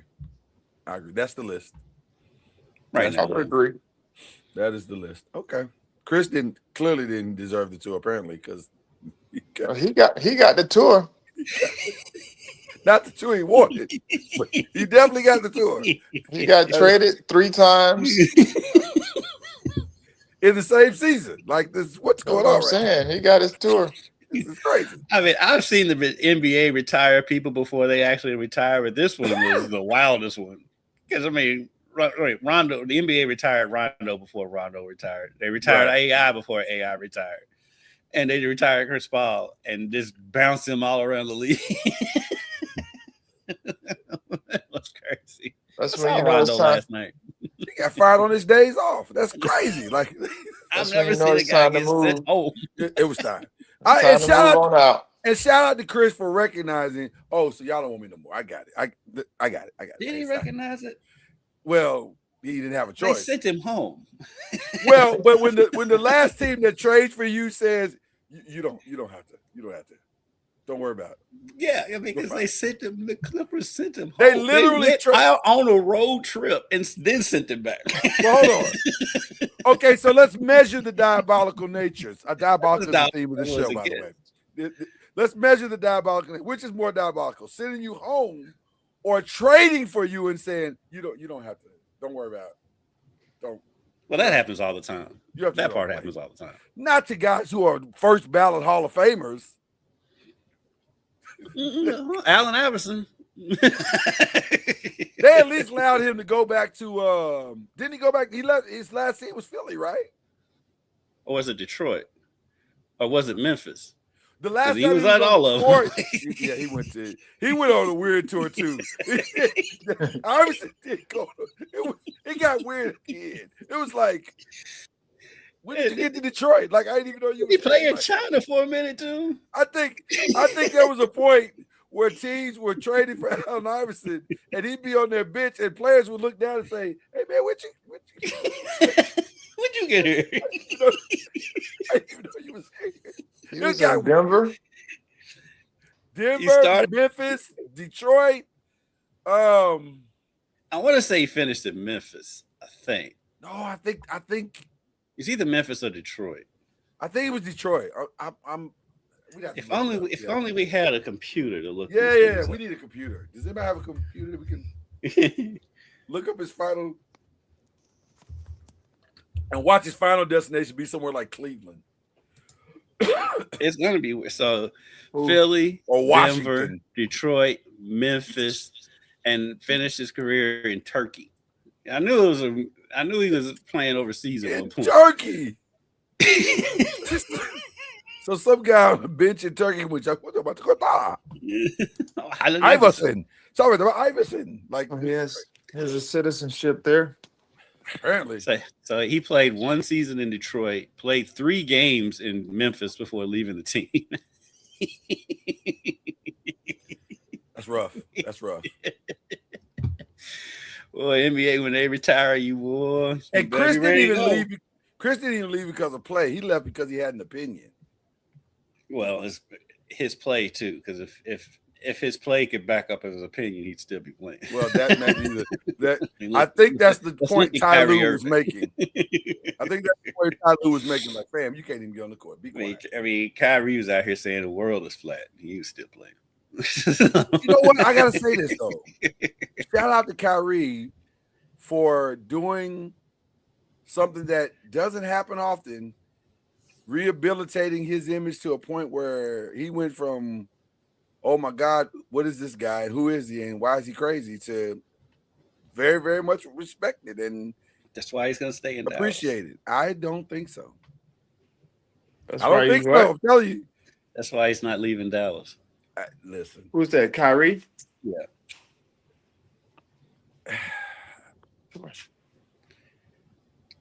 Lloyd is convinced that Dallas is going to let Kyrie go. I'm convinced that he's not. I think they're not. Because they love Kyrie there, and they want the veteran leadership of Cooper Flag. They need a vet there. I mean, who's going to be a vet? PJ Washington. So, you can get cheaper vets. They can play. They'll be able to lowball Kyrie because he's coming off that injury. I'm laughing at First Take right now because Steven's A-list is top 5 things Commissioner Draymond Green would allow. 5 is stomping, 4 is slaps, 3 is chokeholds, Commissioner 2 is growing Draymond kicks. Green. Yes. Did I miss a breaking news? When did I'm that sure happen? Draymond probably said something crazy. Is Draymond on the show? No. Oh, okay. Draymond has an opinion. Yeah. Hear me, Draymond Green. You are never going to be commissioner of the NBA. No, I just want to see what they make number 1. Because like I said, number 5 is stomping, 4 is slaps, 3 is chokeholds, 2 is groin kicks. And they haven't said number 1 yet. Here's number 1. Yelling at refs. He's done them all. Oh yeah, they have video of every one of them. He is the authority when it comes to all these things. So, all right. Well, we definitely gonna revisit that whole experience with all of that. But What's the one thing you wouldn't mind seeing happen in the NBA this summer, Charlie? What's the one thing you wouldn't mind seeing happen? The one trade that you wouldn't mind seeing happen this summer? Well, one, getting Giannis going somewhere else. That's for sure. Yeah. I don't know where he's going.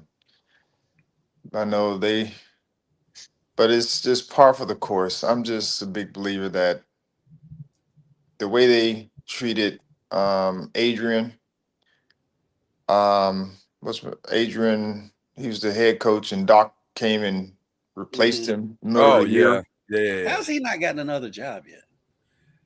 Because I don't know. Narratives. And so to me, False narratives, but this is all just par for the course for just that type of mindset, and treating people, disrespectfully.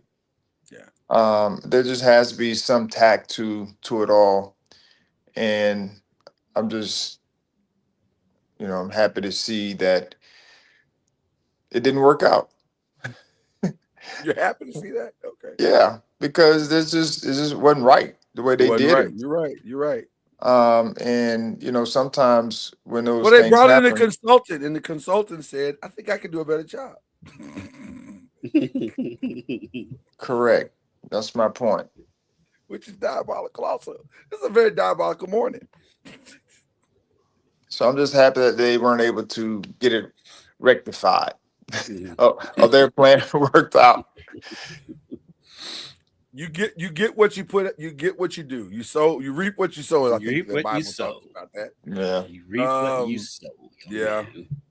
You're not supposed to be rewarded for doing diabolical things. You're not supposed to. Giannis wasn't diabolical enough. It wasn't Giannis' fault. Yeah, it wasn't. Why he's still in Milwaukee because he didn't raise enough hell. Yeah.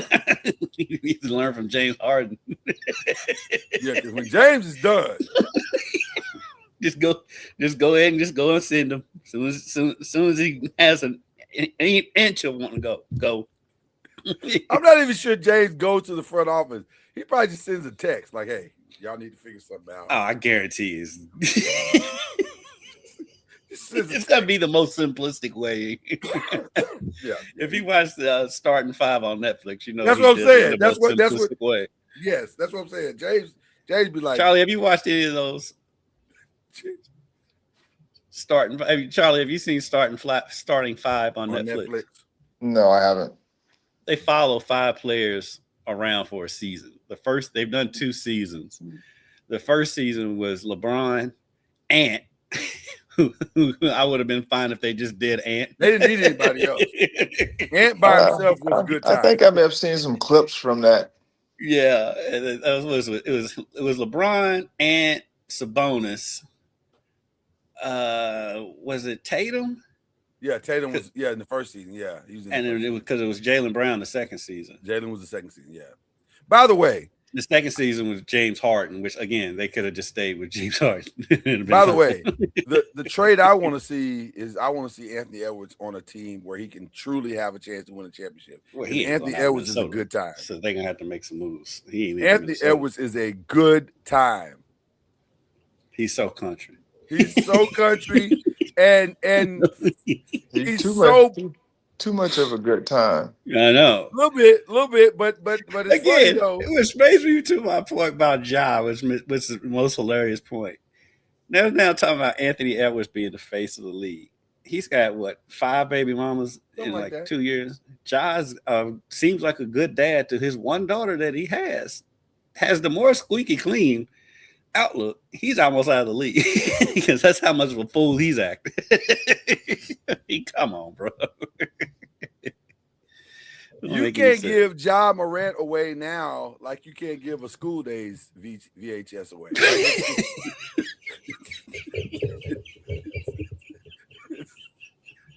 It's tough. School Days.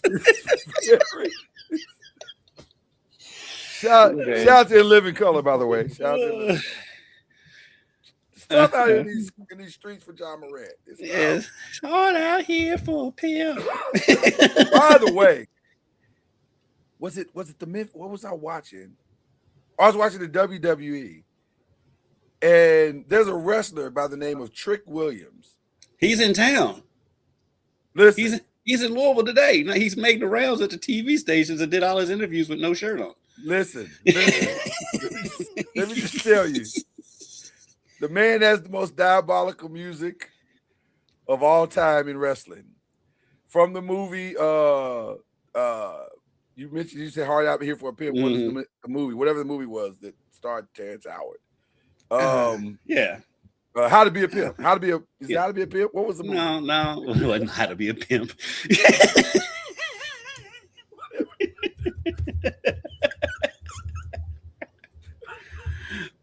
What is the movie?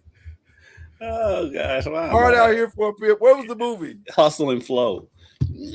Hustle and Flow. Doggone it. Couldn't remember the name of the movie. This fool But- said How to Be a Pimp. How to Be a Pimp. That's what Who you think it was Velvet Jones? I want to be a pimp. That's what he was. He was a pimp. But what's funny is his interest music is Whoop That Trick. Yeah. And so what was funny is on Monday night, they were in Memphis, but he wasn't there. But the whole night, Memphis was singing Whoop That Trick. And I'm like, this is wildly inappropriate. That's why I love Memphis. I love the city of Memphis. I love the city. Everybody from Memphis is crazy. Memphis is a wild place. It is a wild place. Sometimes I don't even think it's real. Like, is this really happening? Yeah, you have to be there to experience it. You don't leave Memphis without a Memphis store. If you have never gone to Memphis and spent any time, you are missing something quite interesting. They are something else in Memphis. Shout out to Gold Teeth and Curls, who are alive and well. Alive and well in Memphis. Yes, love Memphis. Shout out to M-Town. Okay. So that's mine. That's Charlie. Do you have one that you want to see? The season, I want to see. Just off I want to see Ja traded to a contender with vets. That's what I want. Any particular location? I think Houston would be good for him. Ooh. If KD sticks around. Only problem is, But man, when Fred VanVleet will be back. Well, but now KD's burner game is going to go to a whole nother level with John Morant. Like Fred VanVleet coming back. The day a trade with Ja going to Houston goes down, KD is going to buy a burner company. Like he's going to buy or 10 phones lined up on the table, just tweeting all the time. Game wise, I would love to see Ja and Ant together. Now, off the court, wise, that'd be great. Off the court is a train wreck. Oh. You're not supposed to do that ever. You know how teachers, when we were in school, guys, they would separate two students because they know by having these two students together, there's nothing good happening in this classroom. That would be John Morant and Anthony Edwards. That is the inevitability of that becoming something crazy. It happened to me in third grade with me and Terry Anthony. Yeah. Oh, my best paddling came in the 7th grade with me and Jeffrey Faulkner in algebra class. We acted a fool, and Mr. Barnes was like, "Enough." Yeah, me and Terry still boys to this day. We were college roommates. Happens. You line up too. Charlie, you didn't act crazy in class, did you? You was probably. I can see them have to separate. Charlie, you muted. I can see them. I was a nice kid. Oh. They had to separate you and Sam Cassell in college. Sam, you gonna sit over there, Sam? I guarantee you, Sam was separated in every class he was being. Have you? I know you've been busy, Charlie, but have you had a chance to check on Sam after the Joe Mazzulla throw off? Have you had a chance to? What happened? I missed it. Sam was trying to hold Joe back from going on the court, and Joe kind of tossed him to the side. And I was like, Joe kind of strong. Joe kind of strong. Hey, man, Joe ain't to be. Sam ain't no little dude. Mizzou ain't to be trifled with. So he pushed Sam to the side. Pushed, tossed. It's a very gray area right at this point, Charlie. I'm not really sure what definition we're going to go with here, but it did not look great for Sam, is what I'm saying. I would have thought Sam would be able to hold Joe, but clearly that wasn't the case. Joe was mad, though. He was pretty mad. He's pretty mad. I don't know why he was that mad. I know Sam's been working out. Maybe his workouts need to be a little more. He needs to work out with Joe. Hey, Missoula's not to be trifled with. He's one of those you just let him be. Do not mess with that man. I would have let Joe just run out there on the floor and whatever happens, happens. Like, well, you got to act like the get back coach. Everybody needs to get back coach. Well, go get the strength and conditioning coach, because normally that guy can. But he's usually so far down the bench, he probably can't get out there in time. Well, See, Sam's right there. Sam was right there. He tried. Yeah. Sam tried. I was like, whoa, man. It work out for Sam at all. And that's on film right now. These things are filmed. That's the crazy part about it. Okay, those are solid. I like all those. I liked all those moments. It's gonna be an interesting summer though, for sure. For sure. So Charlie, your area is really nice. Like, I'm really looking at, like, Jesus, man. God has blessed you, sir. I gotta tell you, it looks amazing over there. It's nice and peaceful out there in town. It does. It's warm here right now, though. It's warm here. It's warm here. Yeah, it's very in nice. The 70s here, so we got the same weather. Yeah, it's very nice here. We're all 70s. Living. Yeah, until tonight when the tornadoes come through and it drops back down to 40 tomorrow. But well, the irony of our weather today, is that they just said, they just announced. I watched it this morning that it's going to get down to 27. At some point this weekend, and I'm like, we're not supposed to get that low, but we got severe weather coming tonight. Yeah, this just seems wrong. Like, it's gonna be 81 today and then 45 tonight. That's a very that's a big window of change. So there you go. Yeah. Well, tell Trick I said hi if you see him. I'd love to. He was at our station this morning, as I knew. He's like, I only watch wrestling, but as soon as you said that name, I was like, oh yeah, so he was at our station this morning. Insanely talented kid, very, very, very talented kid, really, really talented. Okay, Charlie, we do a segment at the end of this thing where we talk about stuff we've seen. You haven't seen anything. Are you even allowed? Do you even have time to watch TV? Like, what do you do to relax? Fool with us. We're a good time, Charlie. We are a good time. I watch TV. Okay, what are you watching? What is Charlie Ward watching? Sports. All sports all the time? Is that what's going on? I say it's all sports all the time, but my daughter, she likes watching programs. Okay, so you'll join her from time to time. Yeah, I figure Hope is the one that watches the TV in the house, isn't it? So that's about it. Hey, full disclosure, Kendrick, when you're a girl dad, you're going to watch some stuff that you don't normally watch. Oh, trust me, I get it from you all the time. I'm crazy stuff you watch. I'm in here I'm in here watching stuff. You watch some stuff. I'm going through an anime phase right now that I didn't expect to go through at this phase in my life. To be honest with you. But I'm enjoying it though. My baby's watching it. She's having a good time. I'm having a good time. So there you go. Charlie, do you have like $5 billion that you could let Kendrick and I borrow? 5 what? $5 billion. 5.7, really, if I'm being like. What are you trying to?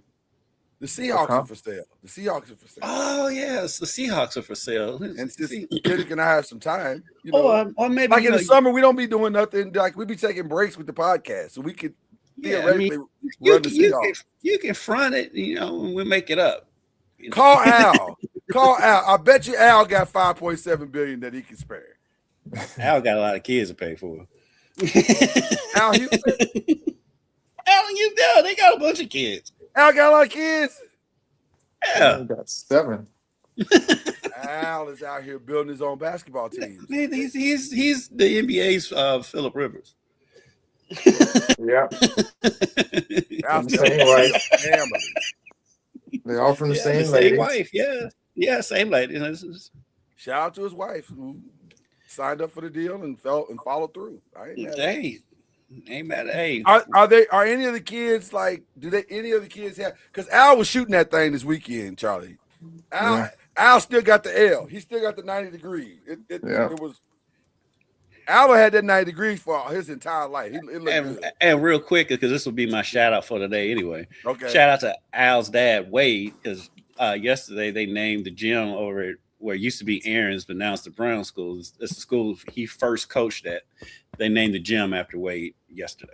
And well deserved. Wade is. You won't find a nicer group of people than the Houstons. The Houstons are a good time. They are a good time. They are. Wow, that's awesome. I know Al had 7 kids. You ought to blow my mind this morning. I don't know how you didn't know. Well, because I don't keep up with his kids like that. But you keep up with like the most random stuff, though. I do. I end up in weird places. I ain't gonna hold you. I do. I don't know how I end up here, but I'm like, how did I get here? Like, this is crazy. I don't even know how I got here. Okay. All right. Speaking of guilty pleasures, not even pleasure. It was weird. I had a weird night last night. I was working on some projects, and I like to have background noise. And one of the homies said, "Hey man, me and the wife just watched this American Next Top Model documentary. It's really interesting." And I was like, "Really? Like that's interesting?" Because I didn't watch the show, so I don't know anything about it. I didn't know that it was as cringy as it is. Like it was the show is very cringy. And anything dealing with that world is going to be cringy. How it stayed on as long as it did, like that show could not be done today at all, in no form. Kind of like in Living Color. You can't tell any of those jokes on TV today. Tyra Banks would be arrested immediately for everything she did in that show. Where is it on? It's on Netflix. But here's the thing that I walked away understanding about that as well. In our world today, there is a lack of, the only word I have is accountability for the actions of our past. And there is a deep desire to just move on. It happened. Let's move on. I know slavery happened, but let's just move on. That's kind of where we are in the world today. Everybody just wants to move on. Things were different in the past. So let's just move on. Just because you move on doesn't mean that it didn't happen. All I'm saying, Charlie, all I'm saying, like, we'll move on, but also, can we acknowledge the fact that you did this thing and it was diabolical and it affected a lot of lives? Why is diabolical my word today? It's normally not, but it is. You have said it a lot today. I'm aware. I'm being self-aware. Like I'm going, what is happening? Is that your word for today? The word for the day is, diabolical. Apparently, because I've used it like 10 times. I don't know why, but anyway. But yeah, accountability. I watched the whole thing and I kept waiting for her to say I was wrong. I made a ton of mistakes, and she never actually said it. She just kind of like, well, it was a different time, different space. Who is this? Tyra Banks. She's like, yeah, I know that girl almost killed herself because of what we did, but hey, it was a different time. Like, wait, that's not you. We can't do that. We can't gloss over that. That seems wrong to gloss over it like it wasn't a thing that you did. You did this thing. So, and the fact that everything was so out of her control. Well, the network and it wasn't out of control. It was the higher ups. The show is called Tyra Banks, America's Next Top Model. Oh yeah. You could have said something. I refuse to believe that you couldn't have said anything. Or here's the thought: remove your name from it, and say, if y'all keep this up, I'll walk away from the show, which is fine. So I don't know. It was weird. It was a weird thing to watch, but I did watch it. So it was on Fox, and so they probably paid her a whole lot of money, so she shut up. Oh, she paid. Yeah, I'm sure she did quite well because it was on a long time. I didn't know it was on that long. Like 20 seasons. Yeah, but 20 seasons, and and reality TV can be like 5 years. Right, exactly. Because they do like They they do do it. what they call cycles. So they were like Yeah. 24 cycles. Yeah. The seasons are like 10 episodes, maybe. Right, exactly. I don't know if you can call them actual seasons, but whatever. Yeah. But yeah, so I did watch that. So but what about you, sir? Mr. Kendrick Haskins. I just started the latest season of whatchamacallit, Bel Air. I finished up Godfather of Harlem, and I'm watching Bel Air now. So Okay. it's The final still over season of Bel Air is on. Yeah. it's still over the top. It is. It's way over the top. It's like now I'm watching it just because I want to see how it ends. I'm like, I've given up on it. Without giving anything away, it's not going to get any less over the top. I already know. I'm just telling you. I already know. It's a victory lap for a certain person. Just let you know. All the way literally to the end. Literally to the end. It's like I'm the man. It's my world. And it really it kind of jumped the shark like halfway through season 2, but I've stuck with it just because I want to see it. I want to support it, and I want to see how it ends. Same here. That was exactly my thoughts as well. I want to give a collective shout out before we give our shout out to the passing of one of the most impactful leaders, and I know controversial. I recognize some of the controversy that surrounds his legacy, but still, I choose to focus on the more positive aspects of who he was in Jesse Jackson. Jesse Jackson was, and your frat brother, Charlie. Jesse was, for my lifetime, for the most part, inspirational. Like, you know what I'm saying? The hands that pick the cotton can now pick the president. Like, that's like one of the all-time quotes. And Jesse was the first to run twice for president. I'm not sure we get a Obama if Jesse doesn't crack that code. No. You know what I mean? No. So I'm sorry, but I choose to. I understand all the stuff, and I'm not gonna do that to his legacy. I know there are people out there that are doing that today, but I choose to just say, hey, Jesse was a good dude. He tried very hard to do the right thing, and that's where I choose to leave it. But I saw him in the airport once. Did you? Yeah, I can't remember where I was. Did he live up to the hype to you? Did he live up to the legacy? I don't bother people. He's just sitting there chilling. Yeah, Jesse Jackson. Yeah. Oh, yeah. I rarely do too. I saw John McCain. Matter of fact, I saw John McCain on an airplane literally after the election. And he was sitting in first class in a regular plane. I was like, this is crazy. Like, what is he doing here on this? There was Secret Service on there. I don't think is that you just said you saw Jesse Jackson. How am I being flexed? Because you always flex with me and Charlie. And that was a humble flex. Can't argue that. At it all. Because I had another one, but I'm gonna keep it to myself. No, you got no. Go ahead. Give me shout outs. We normally don't flex and shout outs, but I'm gonna give you that one. That was for free. So go ahead. When I went to flex away. When John Calipari went to the Naismith Hall of Fame, went up there to cover it, and on my flight back was Don Staley and Moses Malone. It was like, I don't even see that as a flex. I'm like, wow. That's the crazy thing was like Moses died like a month later. Yeah. So that was wild. But I was on a flight with Don Staley. I like and Moses Malone. I'm a big Don fan. That's somebody I want to spend some time with and meet. I want to interview Don. I just want to hang out with Don. It just seems like it's gonna be a fun interview, or we can just go get a burger. I don't really care. Just whatever Don wants to do that day, that's what we do it. Yeah, that's what we do it. So, but yeah, that's a collective shout out for Jesse Jackson. Charlie, do you have any shout outs that you'd like to give today on game day? Two of my guys. Two of my guys that I know have had great games the other day, or last night, or the other night, one night. Trey Donaldson at UM.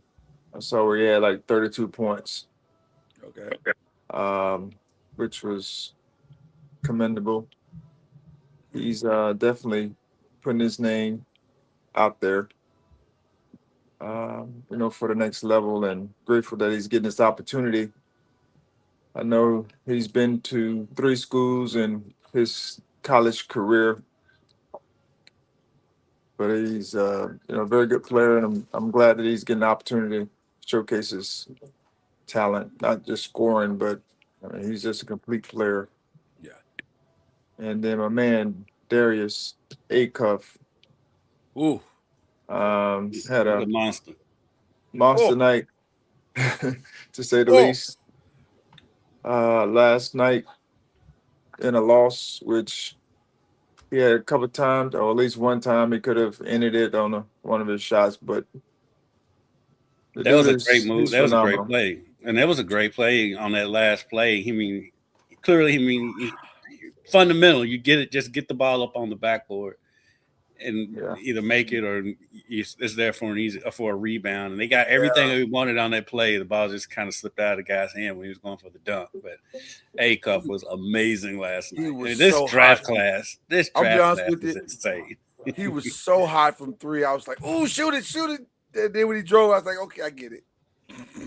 He wasn't wrong. I think he made the right But call. we're not going to get carried away like Kendrick Yeah. Perkins currently is right now. As we speak, he's saying that A Cuff is the best point guard that John Calipari has ever had. We're not doing that. Mind you, he had Derrick Rose, John Wall, Shea, Devin We're not Booker, doing that. Jamal Murray, De'Aaron Fox, and Tyrese Maxey. We're not doing that with you. No. I wouldn't say he's the best, but I'll say he is definitely in that class. He's in that class. We He's can the say best that. he's the best since he's been at Arkansas. He's been there for, right. You've been there for 5 minutes, right? Exactly. Right. That's Exactly if you want to say right. that, Exactly that's right. fine. Okay. But one thing I can say about Acuff is that I get a chance to see our coach and those other guys. I've seen him from afar, but the dude's amazing. Like he is one of the best point guards I've seen. He's scoring wise, but he seems to make the right play Yes. more times than not. Mm-hmm. And that is sometimes that's the determining factor. Because I've coached him at USAB, and I had him a couple times on my team, and he made it easy. The easy part was here. You have the ball in your hands. We're gonna do this, and then you do what you do. It makes coaching so much easier when you have a guy like that. Where Give you him know, get out the way. yeah, here's the ball. Here's the ball. Make a play. I'm not gonna say he's the best player in the draft, but I'm not gonna say that I wouldn't take him before I take everybody else. To be honest with you, I love the way he sees. I'm like you, Charlie. He sees the game the way you want your point guard to see the game, and that, to me, that's something that every team in the NBA needs. Like, you need a coach on the floor. He's got a lot of Rondo in his game, but he's a better scorer. Yeah. Almost definitely. Yeah, but he's a better scorer.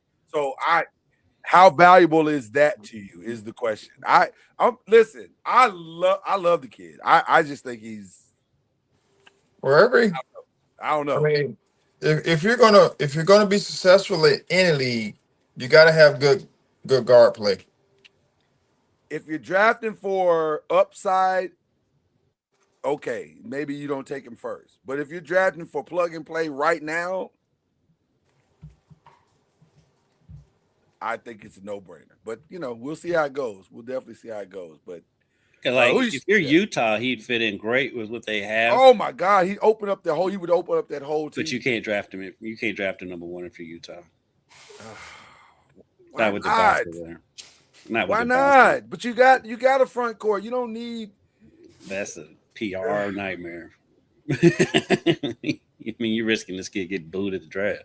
Yeah, but history's going to reward you, though. I think history's going to reward you. Here's the challenge.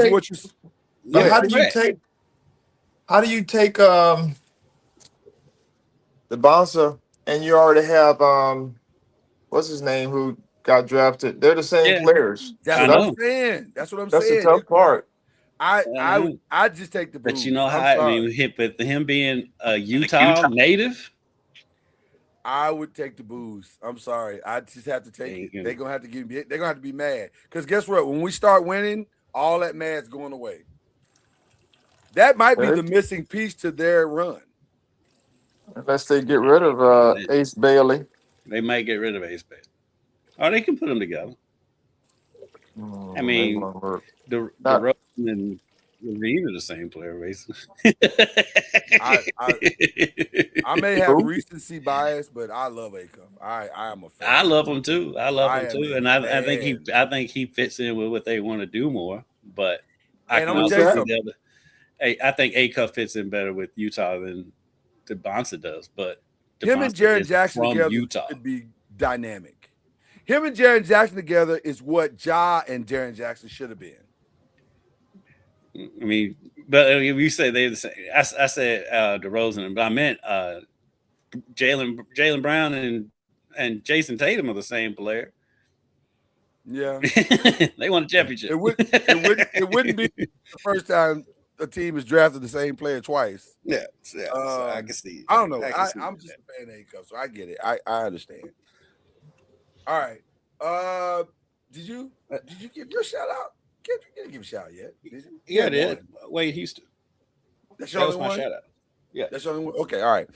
Once again, shout out to the wife for this lovely ensemble. That's why I'm wearing gloves in the house. I normally don't do that, but I was like, "Are you about to go rob somebody when we get done?" Well, the wife hooked the brother up unexpectedly on Valentine's Day. Normally, Valentine's is all about my ladies, all of my ladies in this house. But she surprised me this year with gloves and a hat, and I look nice, even though it's like 81 degrees out there right now. Well, it's 81 degrees, and you in there like you working on the docks. I do have a fan on in front of me right now, so I have labored for this show. Let me just tell you, and the love of my life. I've labored for this show and the love of my life. She just peeked her head out like, really, I love you, boo. That's all I'm saying.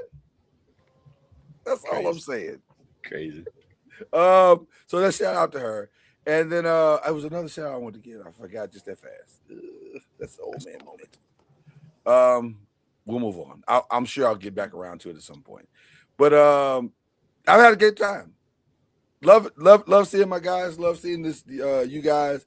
Thank you for your support and definitely want to send thoughts and prayers to LaMelo Ball. That's a weird situation that's going on there. Not really sure what it is. That's why we haven't talked about it. In case you all were wondering, I don't know what it is. We'll see. You said LaMelo? Yeah, got into a little accident yesterday. Oh, car? Yeah, Hummer. But yeah, he hit a car. You say he hit a car? Mm-hmm. Hard. No loss of life, or it appears no serious injuries from anybody, but the cars didn't make it. Like they, and I don't, and the reasoning I'm still trying to flush out. So I'd rather just leave it alone for now because it's just not. Yeah, it's weird. It's a weird story. So. Would that be? I hate to leave on that note. Do we have anything more positive to leave on? I didn't. It just popped up on my screen. That's why I brought it up. But is there anything else we could like? Apparently, somebody made an AI version of Paid in Full, starring the Ninja Turtles, and that's how we're leaving.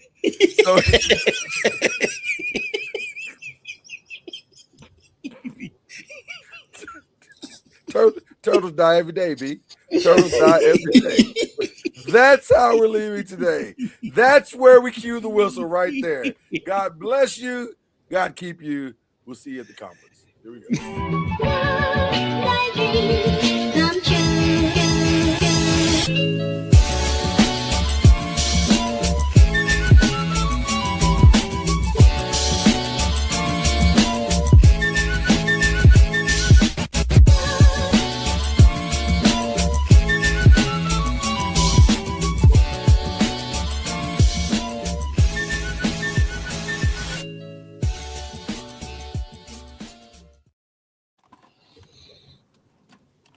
Well, all right.